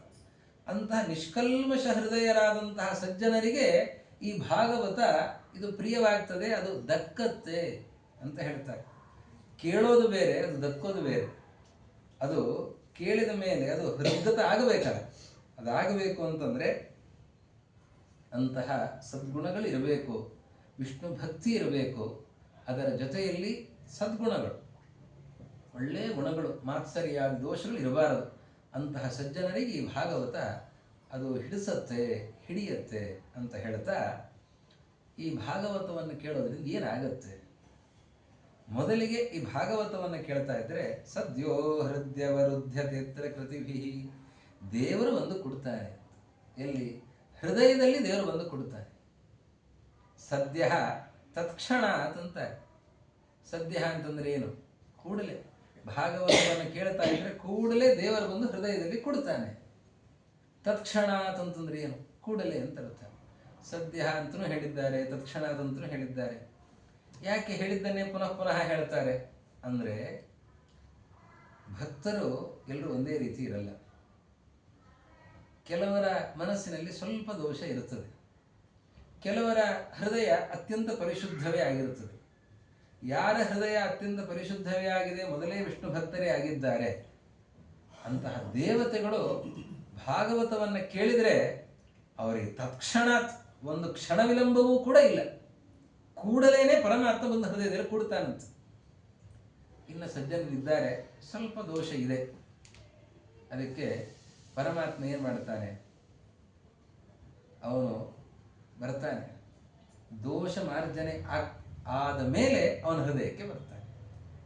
ದೋಷ ಮಾರ್ಜನೆ ಆಗುವಲ್ಲಿಯ ತನಕ ಬರೋದಿಲ್ಲ. ಆದ್ದರಿಂದ ಸದ್ಯ ಸ್ವಲ್ಪ ನಿಧಾನವಾಗಿ. ಹೀಗೆ ಕೆಲವರು ಪರಮ ಭಾಗವತರು, ಭಗವದ್ಭಕ್ತರು ಯಾರಿದ್ದಾರೆ ಅವರಿಗೆ ಭಾಗವತವನ್ನು ಕೇಳ್ತಾ ಇದ್ದಂತೆಯೇ ಮೈ ಮರೆತು ಬಿಡುತ್ತಾರೆ, ಅಂತಹ ಸಜ್ಜನರು ಇದ್ದಾರೆ. ಇನ್ನು ಕೆಲವರಿಗೆ ಕ್ರಮವಾಗಿ ನಿಧಾನವಾಗಿ ಪರಮಾತ್ಮ ಹೃದಯದಲ್ಲಿ ಬಂದು ಕೊಡುತ್ತಾನೆ. ಇಂತಹ ಶ್ರೀಮದ್ ಭಾಗವತ ಶುಕಾಚಾರ್ಯರು ಗಿಳಿ ಕಚ್ಚಿದ ಹಣ್ಣು ಅತ್ಯಂತ ಸಿಹಿಯಾದರೆ ಮಾತ್ರ ಗಿಳಿ ಮುಟ್ಟುತ್ತೆ, ಇಲ್ಲಾದರೆ ಮುಟ್ಟೋದಿಲ್ಲ. ಅಂತಹ ಸಿಹಿಯಾದ ಹಣ್ಣು ಇದು. ವೇದ ಎಂಬುವಂತಹ ವೃಕ್ಷದಿಂದ ಬಂದಂತಹ ಹಣ್ಣು, ಅದರ ಸಾರ ಭಾಗ. ಅದರಲ್ಲಿಯೂ ಕೂಡ ಅದರಲ್ಲಿ ಗೊರಟಿಲ್ಲ, ಸಿಪ್ಪೆ ಇಲ್ಲ, ಅದು ಪೂರ್ಣವಾಗಿ ಹಣ್ಣೆ, ರಸವೇ. ಅಂತಹ ರಸವತ್ತಾದಂತಹ ಈ ಶ್ರೀಮದ್ ಭಾಗವತ, ಇದರ ಪಾನವನ್ನು ಮಾಡಬೇಕು ಅಂತ ಇದು ರಸಾಯನ ಸಿದ್ಧ ಆಗಿಬಿಟ್ಟಿದೆ. ಅಂತಹ ಸಿದ್ಧವಾದ ರಸಾಯನ, ಇದಕ್ಕೆ ಮತ್ತೇನು ಬೆರೆಸಬೇಕಾಗಿಲ್ಲ, ಇನ್ನು ಯಾವ ಬೆರಕೆಯನ್ನು ಮಾಡಬೇಕಾಗಿಲ್ಲ, ಅಂತಹ ರಸಾಯನ ಸಿದ್ಧವಾಗಿದೆ. ಅಂತಹ ಭಾಗವತಾಮೃತವನ್ನು ಪಾನ ಮಾಡಿ. ಎಲ್ಲಿಯ ತನಕ? ಆಲಯಂ ಅಂತಂದರೆ, ಲಯ ಅಂದರೆ ಮರಣ, ಮರಣದ ತನಕವೂ ಕೂಡ ಭಾಗವತವನ್ನು ಒಂದು ಸತಿ ಸಪ್ತಾಹ ಕೇಳಿಬಿಟ್ಟಿದ್ದೇವೆ ಜೀವನದಲ್ಲಿ, ಸಾಕಾಗೋದಿಲ್ಲ, ಕೇಳ್ತಾ ಇರಬೇಕು, ಮತ್ತೆ ಮತ್ತೆ ಮತ್ತೆ ಮತ್ತೆ ಕೇಳ್ತಾ ಇರಬೇಕು. ಎಲ್ಲಿಯ ತನಕ? ಸಾಯುವಲ್ಲಿಯ ತನಕ ಕೇಳಬೇಕು. ಆಮೇಲೆ ಸಾಕ ಅಂದರೆ ಜನ್ಮಾಂತರದಲ್ಲೂ ಕೇಳಿ. ಎಲ್ಲಿಯ ತನಕ? ಮೋಕ್ಷದ ತನಕವೂ ಕೂಡ. ಆಲಯಂ, ಮೋಕ್ಷದ ತನಕವೂ ಕೂಡ ಈ ಭಾಗವತ ಶ್ರವಣವನ್ನು ಮಾಡಬೇಕು. ಅಂತಹ ಪವಿತ್ರವಾದ ಭಾಗವತದ ಚಿಂತನೆಯನ್ನು ನಾಳೆ ಮತ್ತೆ ಮುಂದುವರಿಸೋಣ ಅಂತ ಹೇಳ್ತಾ, ಇವತ್ತಿನ ಕಥಾಭಾಗದ ಚಿಂತನೆಯನ್ನು ಭಗವಂತನ ಪಾದಕಮಲಗಳಿಗೆ ಅರ್ಪಣೆ ಮಾಡೋಣ. ಶ್ರೀ ಗುರು ಮಧ್ವೇಶಾರ್ಪಣ. ಹರೇ ತಪಸ್ವಿನೋ ದಾನಪರ ಯಶಸ್ವಿನೋ ಮನಸ್ವಿನೋ ಮಂತ್ರವಿದಸ್ಸು ಮಂಗಲಾಃ ಕ್ಷೇಮನ್ನ ವಿಂದಂತಿ ವಿನಾಯದರ್ಪಣಂ ತಸ್ಮೈ ಸುಭದ್ರಶ್ರವಸೇ ನಮೋ ನಮಃ. ಅಕ್ಷಯಂ ಕರ್ಮ ಯಸ್ಮಿನ್ ಪರೇ ಸ್ವರ್ಪಿತಂ ಪ್ರಕ್ಷಯಂ ಯಾಂತಿ ದುಃಖಾನಿ ಯನ್ನಾಮತಃ. ಅಕ್ಷರೋ ಯೋ ಜರಃ ಸರ್ವದೈವಾಮೃತಃ ಕುಕ್ಷಿಗಂ ಯಸ್ಯ ವಿಶ್ವಂ ಸದಾ ಜಾಲಿಕಂ. ಪ್ರೀಣಯಾಮೋ ವಾಸುದೇವಂ ದೇವತಾಮಂಡಲಾಖಂಡಮಂಡಲಂ. ಶ್ರೀ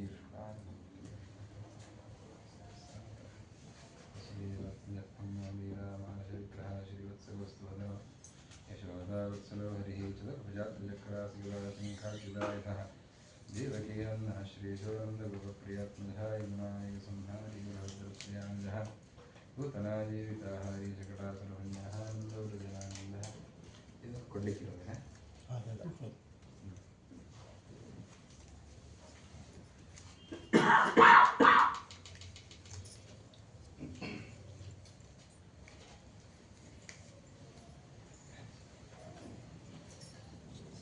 ನವನೀತವಿರಕ್ತಾಂಗೋ ನವನೀತತ್ವ ನಖಾ ನವನೀತ